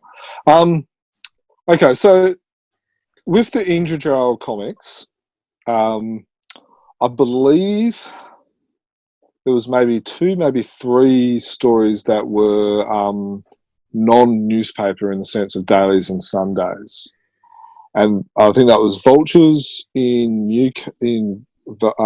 Vultures of Valkyl, and I think there was a Gold Key or a King story as well from memory. Yes. So for majority of Phantom fans, you didn't see non-newspaper stories until probably 2000. How was that received? Do Indian fans enjoy the non-newspaper stories, or are they, strictly, focus or newspaper strippers? No, I think they are open to non-newspaper stories as well. There is a completist in a lot of Indian fans that I need to have all the dailies and Sundays, especially the ones written by Lee Fogg. Yeah. There is that desire to complete. So I know a few collectors who pick and choose the frus to fill in the missing ones that they don't have, which Indra didn't cover, etc. So they do that. But having said that, they are very open. The most common good thing about Egmont I hear is that it gave them an ability to read new stories, which I know probably some of them are not even aware that they were Swedish stories, but they at least got to read new stories. So that was always enjoyed. And the biggest negative, what I hear, is that it was too short-lived. The series they should have run longer. So I think they really enjoyed it. And one of the first merchandise to really become popular and sought after was the thing that they came in the inaugural issue, that kit that they came up with. Yeah, the Phantom kit? Project kit, that's the one. Here it is. That was I thought that was a Fru. Oh no. No, that's one here. Yeah, that's a brilliant kit, and it has a lot of things inside. It has a poster, stickers, a small standee, mask. So this is really loved, and it can go quite expensive in India as well now. I believe there was, I'm not sure if there still is, but there was a whole pile of these on Phantom's Vault. Yes, I believe I saw as recently as 6 months ago. They do have it in stock. And you're right, it's great. It's got 1, 2, 3. It's got 4 comics. It's got tattoos, little standees, and it's in a cool little case. It's yes, yeah, it is a very nice piece. And they also released a T-shirt as well, I'm believed. Yes, and I've never seen it. I know one guy, Eamon King, who did the Deep Woods. No, not the Deep Woods. The Phantom Trail website. Right. He brought a whole pile of them, and then they disintegrated. He got them out when he came to Australia and they disintegrated. So that kind of brings up another question that I had was in what's this. How do you store your comics in India, and how do a lot of other collectors store their comics? Because India is hot, it's humid. Paper doesn't exactly like those conditions. Right. So, you know, how does that play in with collections and stuff like that? It's just beginning to take off in the sense good preservation techniques like bagging and boarding, storing them vertically, not putting them sideways or in a pile, to prevent spine roll, etc. So these practices are just picking up right now in India. Yep. There are a couple of reasons why they are slow. We don't have a good brand of either bag or board or even the long box in India dedicated for comics. We have zero, in fact. We don't have a brand at all. A couple of enterprising guys attempted, but it wasn't very well researched in terms of the right material, the right acid-free board and things like that. So it didn't really take off. People do spend money to buy these things from overseas and do their storage, but they are heavy, right? I mean, those boards, a pack of 100 boards is quite heavy. You pay a lot on shipping, much more than the cost of the board. So Yes. people do it, but they do it only for the top 10% of their collection. The extremely rare one, or the fragile one, or the oldest one, only for those items they do it. In fact, even I have probably covered about 30% of my collection in terms of bagging and boarding. I'm yet to do another maybe 60 or 70%. I'm yet to do, because I can only. It's also time consuming. Very time consuming, and I have in maximum I've done. I think I've imported 300 bags and boards at a time, and that cost me a bomb. It cost me much more than the cost of the items, so it gets quite hard. Yeah, but so it's an opportunity for somebody to come in India and build something here.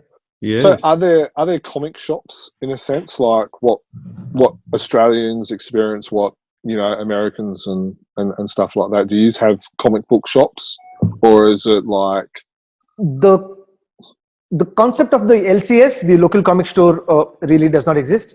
There are bookshops which sells book, novels and other prose books and also comics.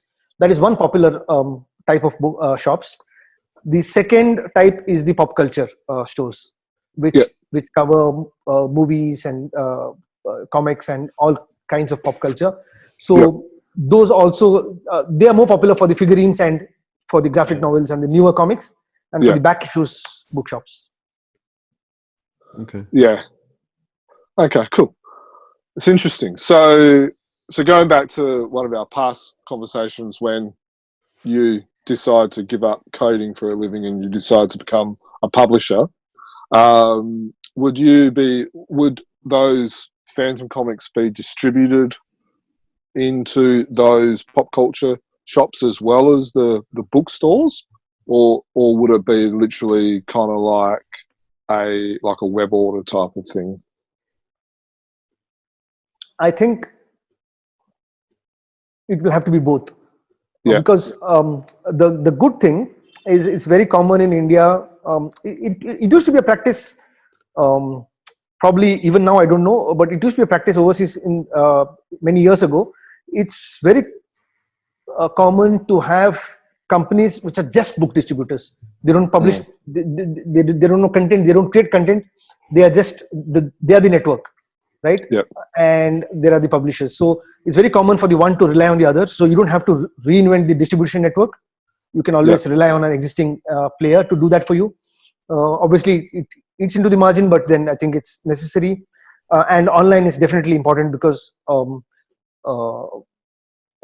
yes, if in the long run, if a distribution network is getting more painful, and if you want to do it in a small scale, you want to start off small and then take it big slowly, I think it would be a good idea to start online for the first year or so, and then as you build volumes, try to build a distribution network. So you've put a bit of thought into this, haven't you? Oh yes.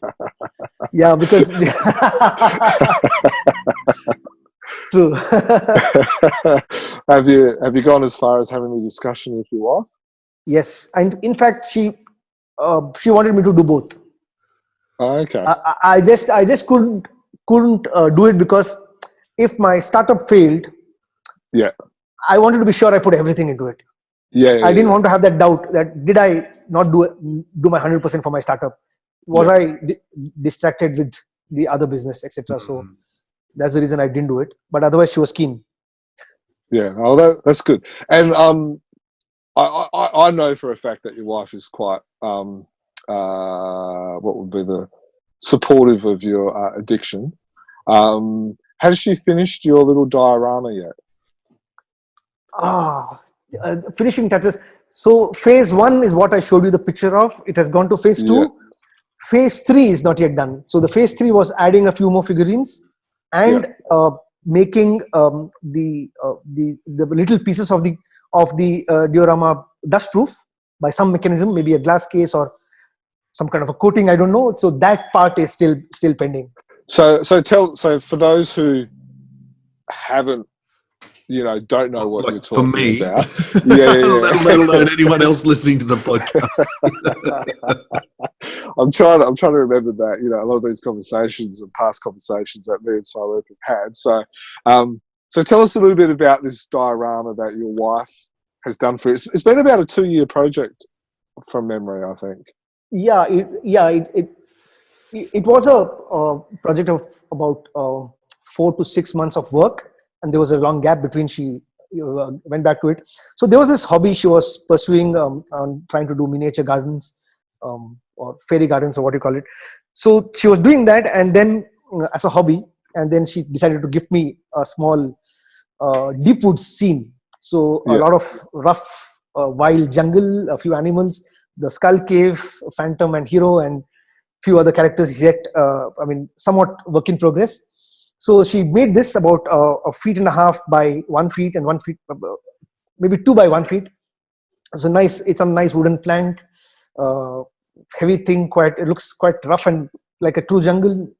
So she made this and gifted me, and then she got busy because she got paid orders from other people. And income takes precedence. Yes, exactly.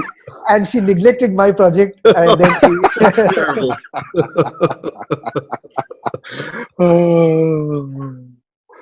Oh, that's classic. So, what are you using for the Phantom figurines? Are you buying those little UK unicorn figurines, or is she making them?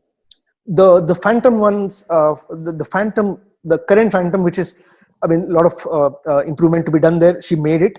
Animals, we are just using from miniature pieces that came here and there with toys, etc. And my next priority for her, which she's not completed, is hopefully Guran figurine. So, you know what you could use? You could use the board game. Right. Use the board game figurines. But I don't know the size. What size are they? I think I don't think 35. They didn't get the 55mm ones, did we? We didn't. Yeah, so they're 35. 35mm high. Oh, that's perfect. That's perfect. Yes, because about 1.5 inches. So that's the scale of the human can be in what she has done. So yeah, that's probably the right scale. There you go, mate. Problem solved. She's got no more excuses to get it finished now. Well, she's got another 12 months while the board game comes out, or 8 to 12 months, so that's fine. But I'm just staggered that you've got a wife who's making you a deep woods diorama. That's every fan's dream, I suspect. So I reckon. You know what we should do? Well done. You know what we should do, Dan, is we should actually cut this little bit out. And then just do it as a little sound bite, so every guy can kind of just play it to their wife and say, "Hey, listen to this. His wife is making him a Phantom diorama." No, I quite like staying married to my wife, so that's all right.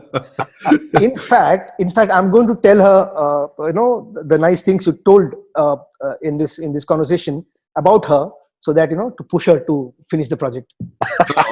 It sounds like a wonderful project, and I'm sure all the fans would love to see a photo of it as it comes to fruition. So yeah, Definitely. Yeah. Yes, I think that should do it. A lot of fans are waiting to see the final picture. Yes. I think So they can put their orders in. yeah, and that'll be the finishing. That's it. So you can publish the comics, and she can do phantom dioramas. Right. Yeah, comics to merch. Yeah, that's it. That's it. And just a little bit more about you. You've got a young son.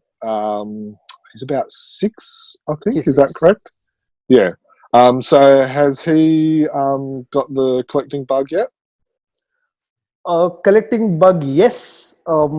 Two good things, one not so. He has already started appreciating handling them with care. Yes, handling the that's comics good. with care. So he's come to that. He understands comics have to be handled in a certain way. He understands new versus old and all that. He's also started to build a little collections of his own. Unfortunately, not Phantom yet.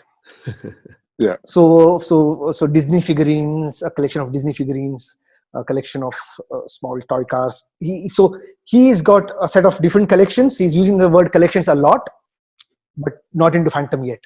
He did try to draw me a Phantom. He did try to draw me a small Phantom sketch. So a lot of work to do. He still has to learn to draw the Phantom. So does your wife blame you for that? Yes, actually, he recently did. I say that because my wife does it as well. He actually said he's using the word collection a lot in his conversation, and that's definitely you, because of you. So, question to both of you guys as collectors who have younger children, and I've got younger children as well, older than yours, but not by much. Is there a danger?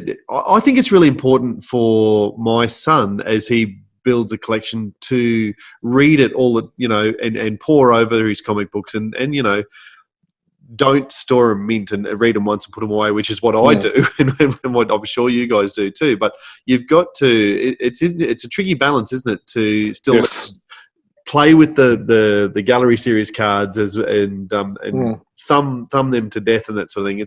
You've still got to let them play with it at this age, don't you? Well, yeah, because comics are meant to be read. Yeah. Figurines are meant to be played with. Yeah. Look, it's a brilliant question. I've in my Phantom room, my oldest, she's 4.5, turning 5. And Swaroop's son's already started making comments about my daughter as well. So I got my eye on them. That's interesting, considering this is the first time you two have even spoke, let alone video. So, what have your kids been doing? Oh no! So I think on Snapchat? He was looking over my shoulders when I was looking at a picture that Jermaine sent. He seemed to have a little crush on. But you're right, and so for me, and I'm sure Swarup can tell us about his son. Abby comes in, and she opens up a drawer. She takes the comic out, and she'll flick through it, and then she'll put the comic back in the slip and put it back. It's not in order, which the OCD of me gets a little bit upset at times. But you're right. You have to let them enjoy that process. My daughters started telling my wife, "No, you can't come into here. It's mine and Daddy's room." So yeah, I think you have to have that to allow your kids to for me, enjoy the process. For me, that just means my son needs his own copy, and that way I don't freak out about him, poring over my version and dog-earing the because he'll get halfway through a comic and fold the page in half so that he catches up with it tomorrow and that sort of thing. He's not doing that with my books. Both very good points. I think I do a mix of both. So I let him play with stuff. I start off slow. You don't have to give him the comic from the 1950s. Yeah. Right? Yeah, You can give him the little more common ones, which if he messes up, you can still get a replacement. And occasionally, if I know that he's going to really like something, and if it's not too expensive, I do buy 2 copies, one for the collection and one for him. Yeah. So has he seen Kid Phantom yet? No. He did see Kid. In fact, I gifted him one, the issue number 1, because it had stickers also. He has a big thing for stickers. So he did go through that. He was not fluent at that time reading by himself. Now he is. So I think it's time to get him to read it again. And did he like? Unfortunately, it's not continuing. But did he put peel the stickers off and put them all over the house? Yes, he did. Good stuff. I'm glad to hear they get used. It's not just us putting them in vacuum sealed bags. So in fact, I got 3 copies. So I knew that he was going to open the stickers of one for sure. So I let him do that. Good. Yeah, no, that's good.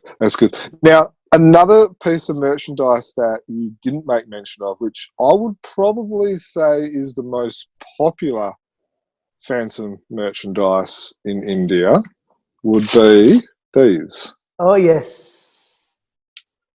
Now, there's... So again, for people who are listening, James holding up the Phantom lolly cigarettes, which I guess were the fags or the fads that Australians would remember, but in a red Phantom type character labelled pack. Certainly it says the word Phantom.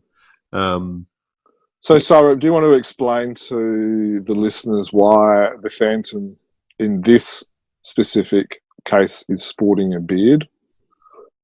And not really an eye mask, but it looks more like shades, like goggles, right? Yeah, sunglasses, Yeah, sunglasses. So the story goes that I remember them in the 80s, and we used to buy them all the time during school. Probably they started even earlier. Probably their origin was in the 70s. I'm not quite certain, but they are from that era, 70s, 80s. It is incredible that they still exist. They still manufacture these products. And the one which Jermaine has, I probably shipped to him 2016, maybe 2-3 years ago. And I just bought a fresh pack from the supplier and sent him a box. So, and you tried them as well, didn't you? Yes, I did, for nostalgia's sake. So they were immensely popular. They're even now popular. You post a picture on social media for the Indian crowd, everyone gets nostalgic. The original packaging had a more realistic picture of the Phantom. That's what the story goes, that they had some trouble, or maybe a warning, about using the Phantom image without license, and then they cleverly used the name, but they changed the appearance from the mask to something like the glasses and added a beard to make him look. In fact, even the head, the cowl, it looks more like a bicycle helmet. Motorcycle helmet, right? Yeah, so it does. They made some variations, but they still called it the Phantom. It's a company based out of Pune. They still manufacture very. I don't know how I don't see them in the stores, but they are still selling. Incredible. Anybody wants it? They do ship. They can. I can share the details. I think you can actually buy them from Amazon. Yes. Because I had a pack, and then one of the friends.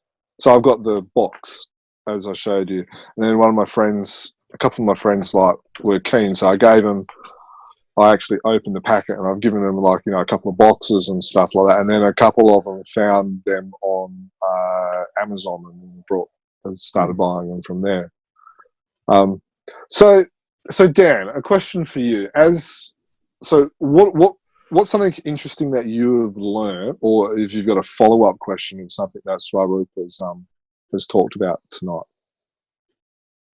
Yeah, well, I've learned a lot of interesting stuff. I hope you're not starting to wrap us up. I was going to ask about your take on the Cholaman film. We've touched on it a couple of times, haven't actually discussed it. What did you? Our review is available as a podcast. We did a a fan's commentary through the film that people can listen to while they're watching or whatever. But what, from an Indian perspective, from your perspective, I don't ask you to speak on the behalf of nearly 1 billion people, but what was your take on the film? Oh, I loved it. I absolutely love it. I think I've watched it 3 times or maybe 4 times, and I think it's doing quite well for a low budget. Almost students probably, maybe just new grads making the movie. Very low budget, under $1,000. So they have hit, I think, close to 15,000-20,000 views now. It's not bad, but I think it's going to end up being one of those cult movies which didn't do well at the time, but eventually became a cult movie for a lot of characters and fans. My gut feel says it's going to end up like that. Also, more conversations like this about that movie and more social media needs to happen. I hope they have a little more budget in their sequel, which they plan to make. And if they can do a little bit of social media, much more social media, etc. Right now, there may be a problem with the creds that, okay, who are these guys making a movie? May not be very professional. I know a lot of fans who haven't really watched the whole thing in spite of me sharing the movie with them. They say, okay, I'll get to it someday. But I think if there was a little more cred about these guys and the review of their work, I think more people will watch it. I think it's incredible. In fact, my favorite thing about the movie is the music. The way they have integrated the music is fantastic. It's really pro grade, pro level. Yeah, that was a very good score. And I read the CC article on the part 2. They seem to be aware of the couple of negatives that the fans pointed out, and they're working on improving that in the sequel. So again, all good. So, hope it comes soon. Absolutely. I think at different times throughout the last hour or so, I've had different ideas pop up. Going, I must remember to come back to that. Cholaman was certainly one. So, what about some of the artists with Indradral? And even with, like, I know Dan made mention that. Oh wow, these are quite nice covers, and they're very colourful. Like, there was, I think, for the first 20 or 30 Indradral covers, they were painted. Like, I guess what they would have seen with Gold Key and stuff like that. Like George Wilson, yeah, exactly. Are those covers around in original art? Is much information known about these artists, or anything about those? Reasonable information is known now, thanks to people researching them. Okay, so here are a few facts that we know from credible sources. The art has not been preserved, unfortunately. Not the cover art, not the inside art of the other non-Phantom Indian original characters either. So that's the first thing. And I have spoken to 2 of the creators, one creator himself and both creators, in fact, artists and contributors to the stories. And they have made it very clear they have not been given any of those art back. And according to their info, they have not been preserved either by the publisher, by Times of India. So are these the creators of, just to clarify that, are they creators of the other stories of that appeared in Indradral, like Buddha and stuff like that? Both. So, for example, one of the artists for Bahadur is Pramod Brahmania, who is the son of Govind Brahmania, who did the covers of the early Phantoms. Oh, wow. And I spoke to him. I've exchanged emails with him, and he was saying the same. He would have loved to have a few left of those arts of that era. He doesn't have, and he's quite certain they were not preserved. In fact, I tried. I have a little network with the Times of India group. I have tried with employees of that company. They were able to occasionally find a few back issues left behind, but there was no trace of no information of any kind of art left. Hmm. So that is one of the reason I think art collection is behind in India. In fact, it's probably behind merchandise also. And what you said about letting young people, learn and play with comics and comic related things is the reason. The primary reason is a lot of Indians have this thing that comic is to be read. That's it, nothing else. Other things don't matter. In fact, culturally, there are a few collectors I know who collect only from the investment point of view. They're not really active readers, but they collect for the investment angle of it, hoping the money it will rise in value. Those guys are frowned upon. Collecting for investment, collecting comics for investment is quite frowned upon. That's the thing. I don't necessarily agree with it, but that's the thing majority of the people think. Slabbing a comic book is frowned upon. To a certain extent, not be frowned upon. At least people find it weird. Yes. In fact, some of them go to the extent of questioning, why do you want to collect things which you are unable to read? Why do you want to collect in languages which you can't read? So, I have said that myself. Yeah, not that we have, Jermaine has to explain to anybody, but the point is, it's a valid question from their point of view. And that's the theme that has been in the past. It is slowly changing. Yeah. People are willing to spend on merchandise. I think one of the big things that contributed to 2 or 3 things maybe, but one of the big things is Comic-Con. Comic-Con India is under 10 years old. It just started in 2011. Oh, okay. So it's a new industry in India. And when guest artists started visiting Comic-Con, people started getting those sketches, right? Yeah. And it slowly started becoming a thing. And then a few artists started taking commission requests, which was also not a thing in the past. And people started paying them and buying. And that again became a thing. And I know of one, I think I mentioned to you earlier, one Indrajal colorist who's now recreating Indrajal covers and some other covers for the fans. And he's got a steady stream of work from a lot of Indian collectors. Quite a few of them phantom covers and phantom scenes. So that is happening. And lastly, I have evidence, I have data that a lot of Indian collectors are placing commission orders overseas, especially with Sai. So you think a lot of Sai's work at the moment, Sai Barry's commission work at the moment, is heading to the subcontinent? Yes, I am. Yes, definitely. I know because, like I said, I have done payments on behalf of a few people because they don't use PayPal, and I know because some people consulted me on how best to reach them or how best to reach David. Yeah. And then they said, "Thank you later. The deal is done. I'm waiting for my art." So I know at least 4 or 5 people myself, and I know more activity happening online. So definitely, that's an interest area.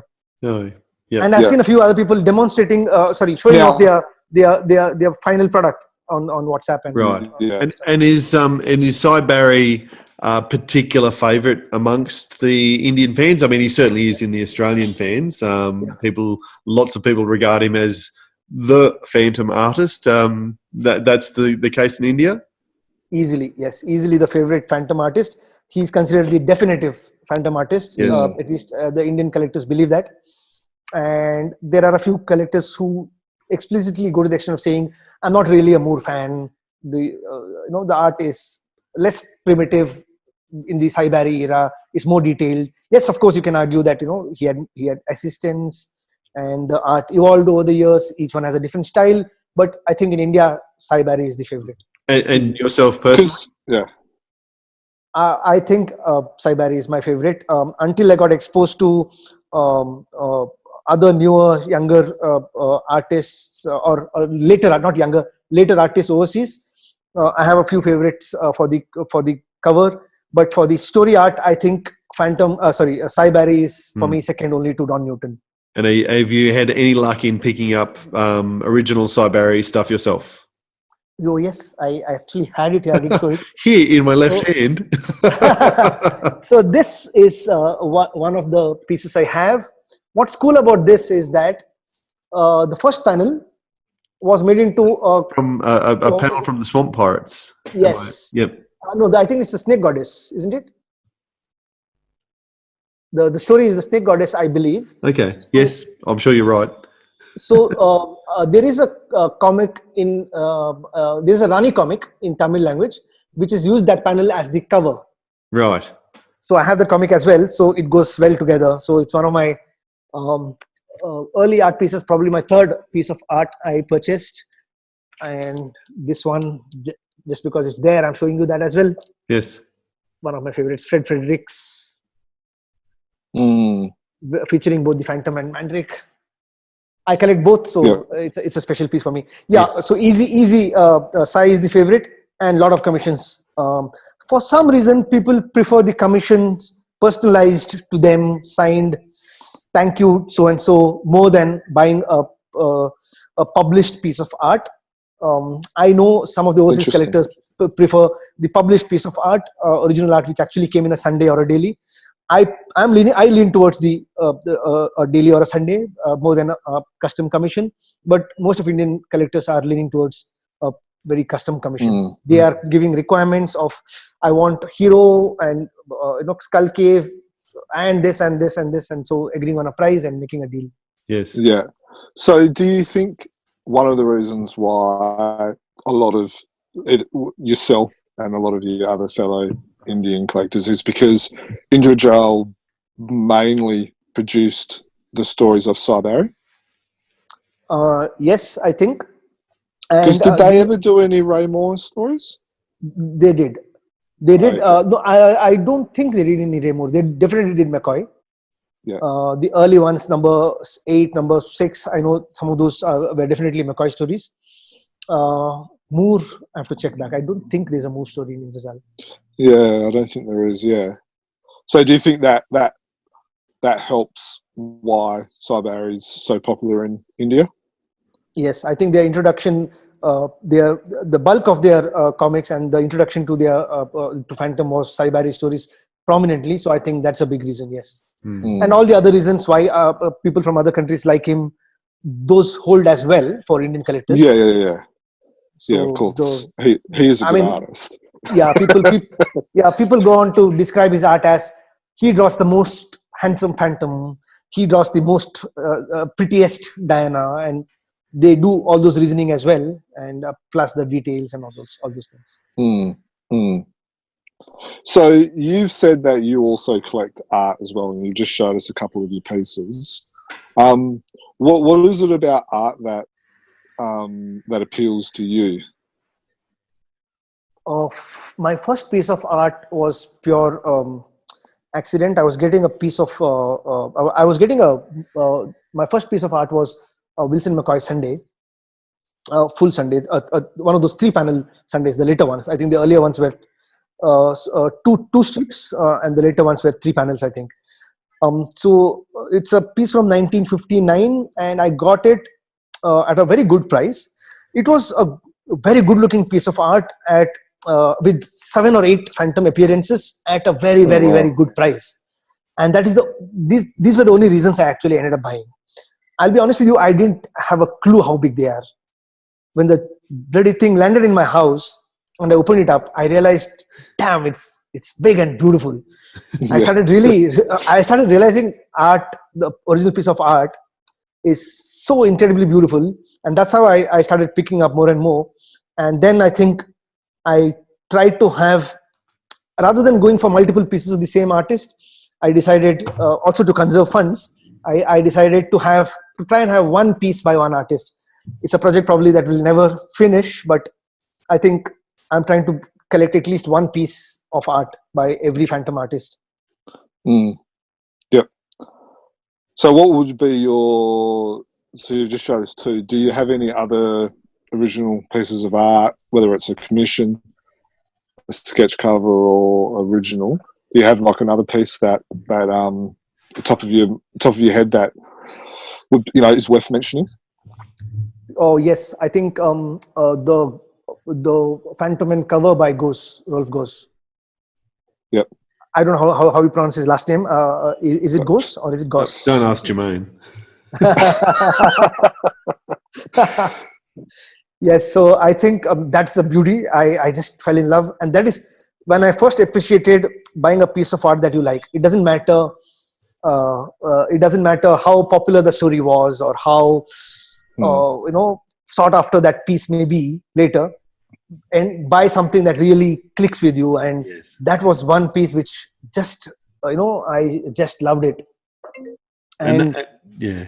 so that's a favorite. And a Sunday by Fred Fredericks is also a favorite, a Phantom Sunday, because first of all, he didn't do too many phantoms. Second of all, I also collect Mandrake, so Fred is important for me. And thirdly, I have the matching script of the same Sunday. So overall, I love that piece. So do you have do you have a Grail piece? What's the big thing that's sort of on the horizon? Your Moby Dick, your White Whale. What are you chasing? Oh, a Newton piece, Don Newton piece. I know it's going to be an expensive piece, but someday I'll have to get it. Get one. I know I'll probably never get a Remur, and they're going too expensive now. I'm okay with that. I would rather, if I had to choose one, I would go with a Newton original, preferably a cover. If not. You know what? I reckon I could probably answer that question for you. The Grail piece. There will be. So that will probably be your top one, and then the other one would be a South African comic, and then the Arabic Indrajal comic as well. And you know what? And I think they're basically the same as mine as well. Right. So I was lucky. One of my it's very hard to choose your favorite color cover, right? But then if I had a gun on my head and I had to choose one, this would be my favorite. I don't know why. I can't explain much. It's a minimalistic piece, and probably it's because the human anatomy is of Charlton. 67. 67. Yeah, and it's the maybe I like it because of the human anatomy is so great, absolutely great. It looks almost like a photograph, and the minimalistic use of the spaces, the unique light blue and brown color. I like it a lot, and it's Don Newton, and I found the piece signed, so. Oh wow. So that was for people listening, that the Don Newton signature is on the inside, page 1. Yeah. So, he's told me this story about 5 times. Well, first time I'm hearing it. So. Yes, and until I find the art, this will have to do. It's not a bad substitute, really. Yeah. Because you got all of his stories. All of the Charlton ones signed, didn't you?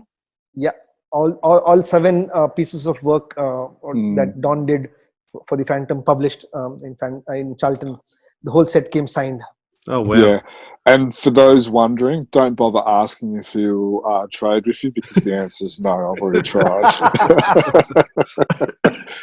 Oh, look, surely one of the upcoming icon figurines of the Phantom holding back Devil or jumping in with Devil in the brown, the New Zealand brown. That's got to be appealing.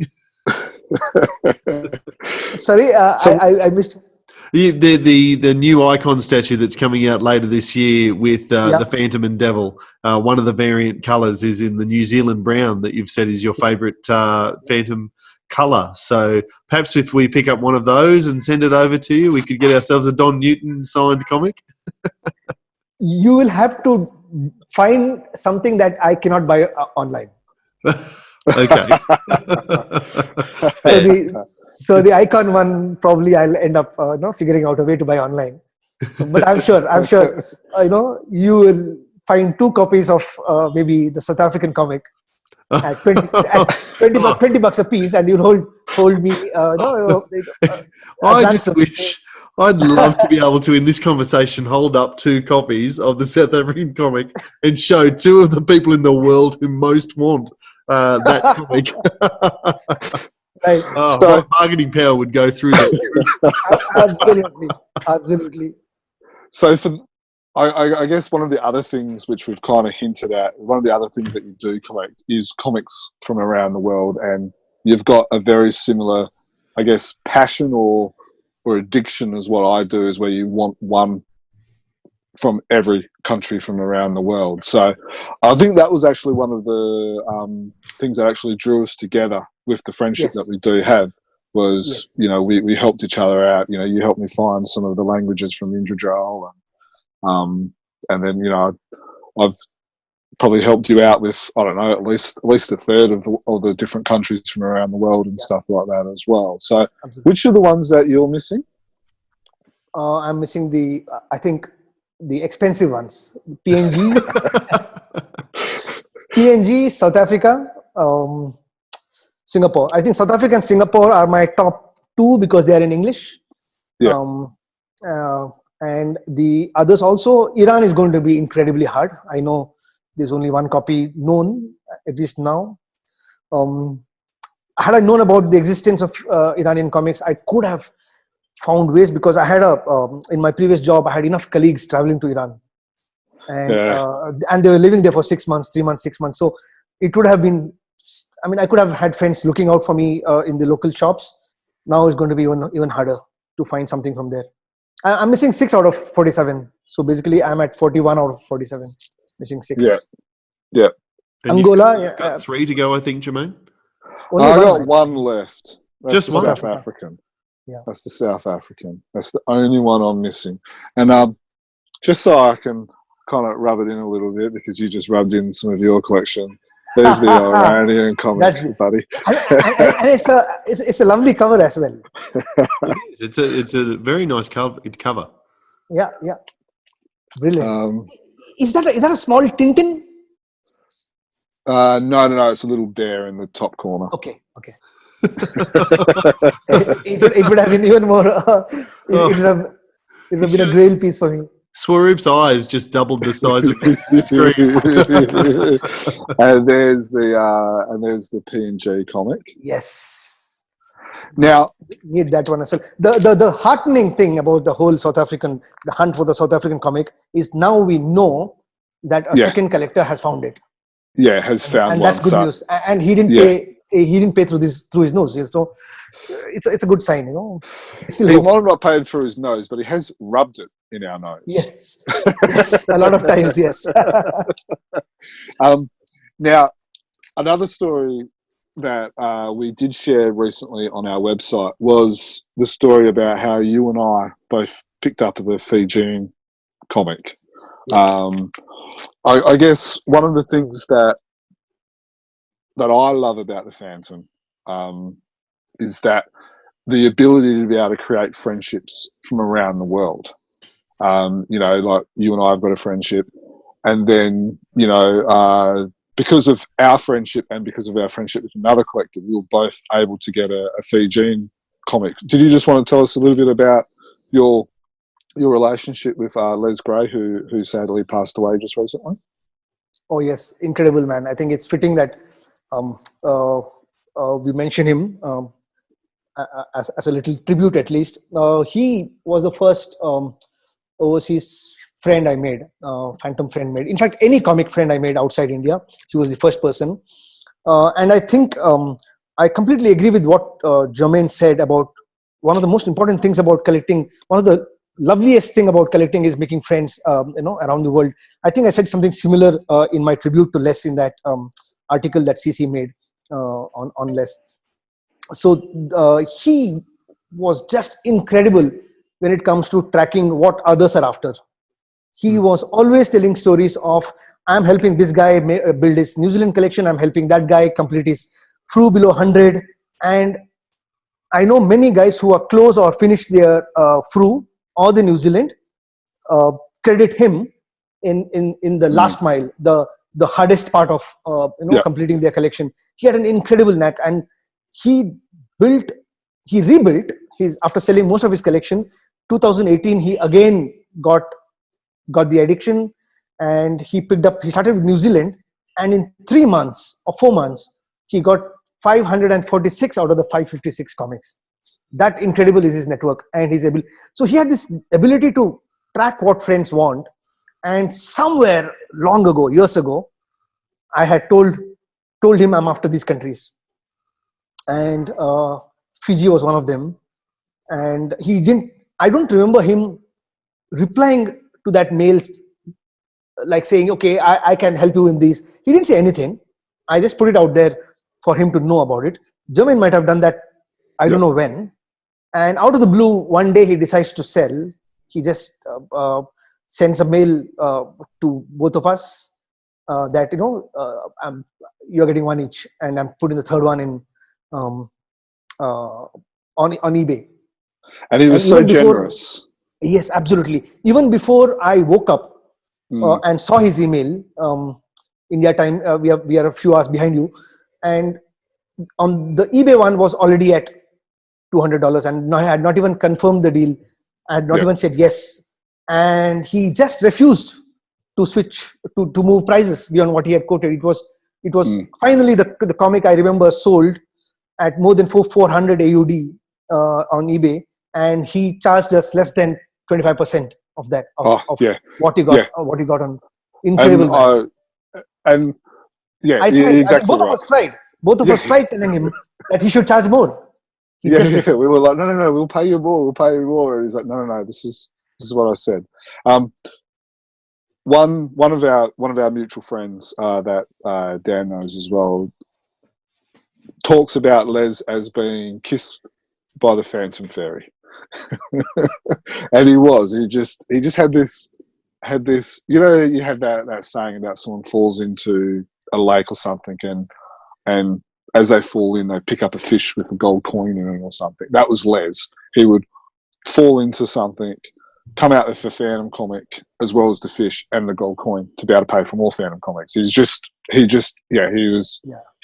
by that Phantom Fairy, and he shared that gift, I guess you could call it, with a lot of other fans as well. So excellent point. Yes. Yeah. I just think as recent as 2018, the end of 2018. No, why?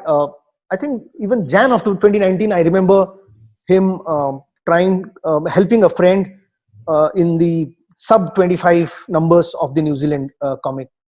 So he had an incredible knack, and he was a good point about what Jermaine. Well, sorry about that, fans, but unfortunately we were cut off with Swaroop towards the end of our chat. But so it's a perfect opportunity to wind up the podcast. Dan, what did you think about spending an hour or so with Swaroop from the subcontinent in India? It was pretty fascinating, I thought, just to hear a perspective that, like, if I'm going to be blunt, from Australian fans, a lot of people have their prejudices about Indian fans and the way they interact on Facebook and in the various groups because of the broken English and that sort of thing. But to actually do a deep dive and hear in depth from Swaroop, the passion of the Indian fans is just incredible. Yeah, that's a brilliant word, the passion. And as you would have heard in the podcast, I've been dealing with Swaroop, I'll probably talk to him every day on the pod, on instant chat and stuff like that. We talk about a lot of things and stuff like that, but it generally comes to the Phantom, cricket, and a couple of other things. But no, it was good chatting with him. I learnt a lot in talking to him tonight, and I'm sure yourself and a lot of our other listeners do as well. And you're right, the passion. Could you go as far as saying I reckon they're as passionate as Australian fans for the Phantom? Oh, in some ways more. In many ways more.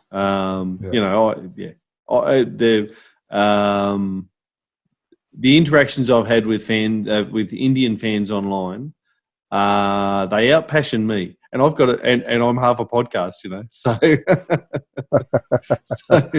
yes. So they're out there. They may not. I also listened to a Brett Lee podcast not too long ago where he talked about he loves India and he loves going over to India, and he talked about the way that Indian culture is just different, and I think Australian fans don't necessarily understand the way that Indians interact with us online, just because they've got vastly different life experiences and a vastly different way that they come at conversations and all the rest of it. So don't underestimate the cultural divide, and I'm just really pleased that in a very small way, we've been able to try and broach that cultural divide with the chat to Swaroop. Yeah, no, it was great. So a huge shout out to Swaroop for your time and stuff like that. We really enjoyed it. So if you are a new listener to us and you've come on board because of Swaroop, who, let's be honest, he has a cult following as a collector in India. He might be slightly embarrassed about that, but you know, the amount of contacts he tells me that he's got and stuff like that, he is a connected man. Our listening stats are just about to go ballistic on the subcontinent, I'm sure. Yes, no, so I'm serious. I reckon we will. Yeah. So if you're new to who we are and you want to learn a little bit about us, the best way of doing that is via our website, which is chroniclechamber.com. If you want to email us, the best way of doing that is chroniclechamber@gmail.com. Now, if you prefer social media, which a lot of people do, you can find us on Facebook, which is chroniclechamber.com. And then we're also admins of one of our sister sites, which is Phantom Collector, which is where people share stuff about their collection and stuff like that. If you prefer Twitter, you can find us with the handle @chronicle_tweet. Or if you are an Instagram user, you can find us with the handle @chroniclechamber. Now, all of this, everything we do is basically because of our Patreon supporters. So for those who don't know, Patreon is a site that enables people, the average person, to be able to give $1, $2, $4, $5, whatever they can afford a week or a month, and basically it helps us pay for the bill, so it's not coming out of our wife's bank account. So for instance, it pays for things like the domain name, the hosting for the website, the hosting for the podcast, and everything else we do. Also, and as a reward for our loyal Patreon subscribers, which Swaroop is actually a Patreon as well, so yes. we thank him for that. We have a preservation project, which is a huge depository, I guess is a good way of describing it, of phantom information, phantom history, articles, comics, stuff that hasn't been published, anything you can imagine that is phantom history. It is in there. The contents page is like 20 pages long, and I'm not joking either. So a huge shout out to all our Patreons for that. This is the first time you've listened to us on the podcast. If you are an Apple user, you can find us on iTunes, or if you're an Android user, you can find us on Podbean, Player FM, Castbox, etc., etc. And they're also on Spotify as well. So again, a huge shout out to Swaroop, a huge shout out to our listeners for listening to us. I hope you enjoyed that. We enjoyed recording it. We enjoyed the chat, and we will go back and listen to it as well. Until next time, Dan, thank you for your time as always. And from myself, happy phantoming. Happy phantoming, mate. Thanks very much. 500 years ago, he washed ashore the sole survivor of a shipwreck.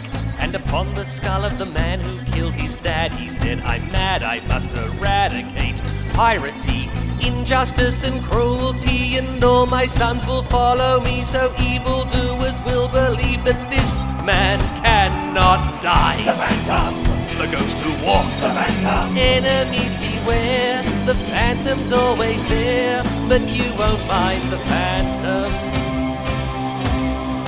He finds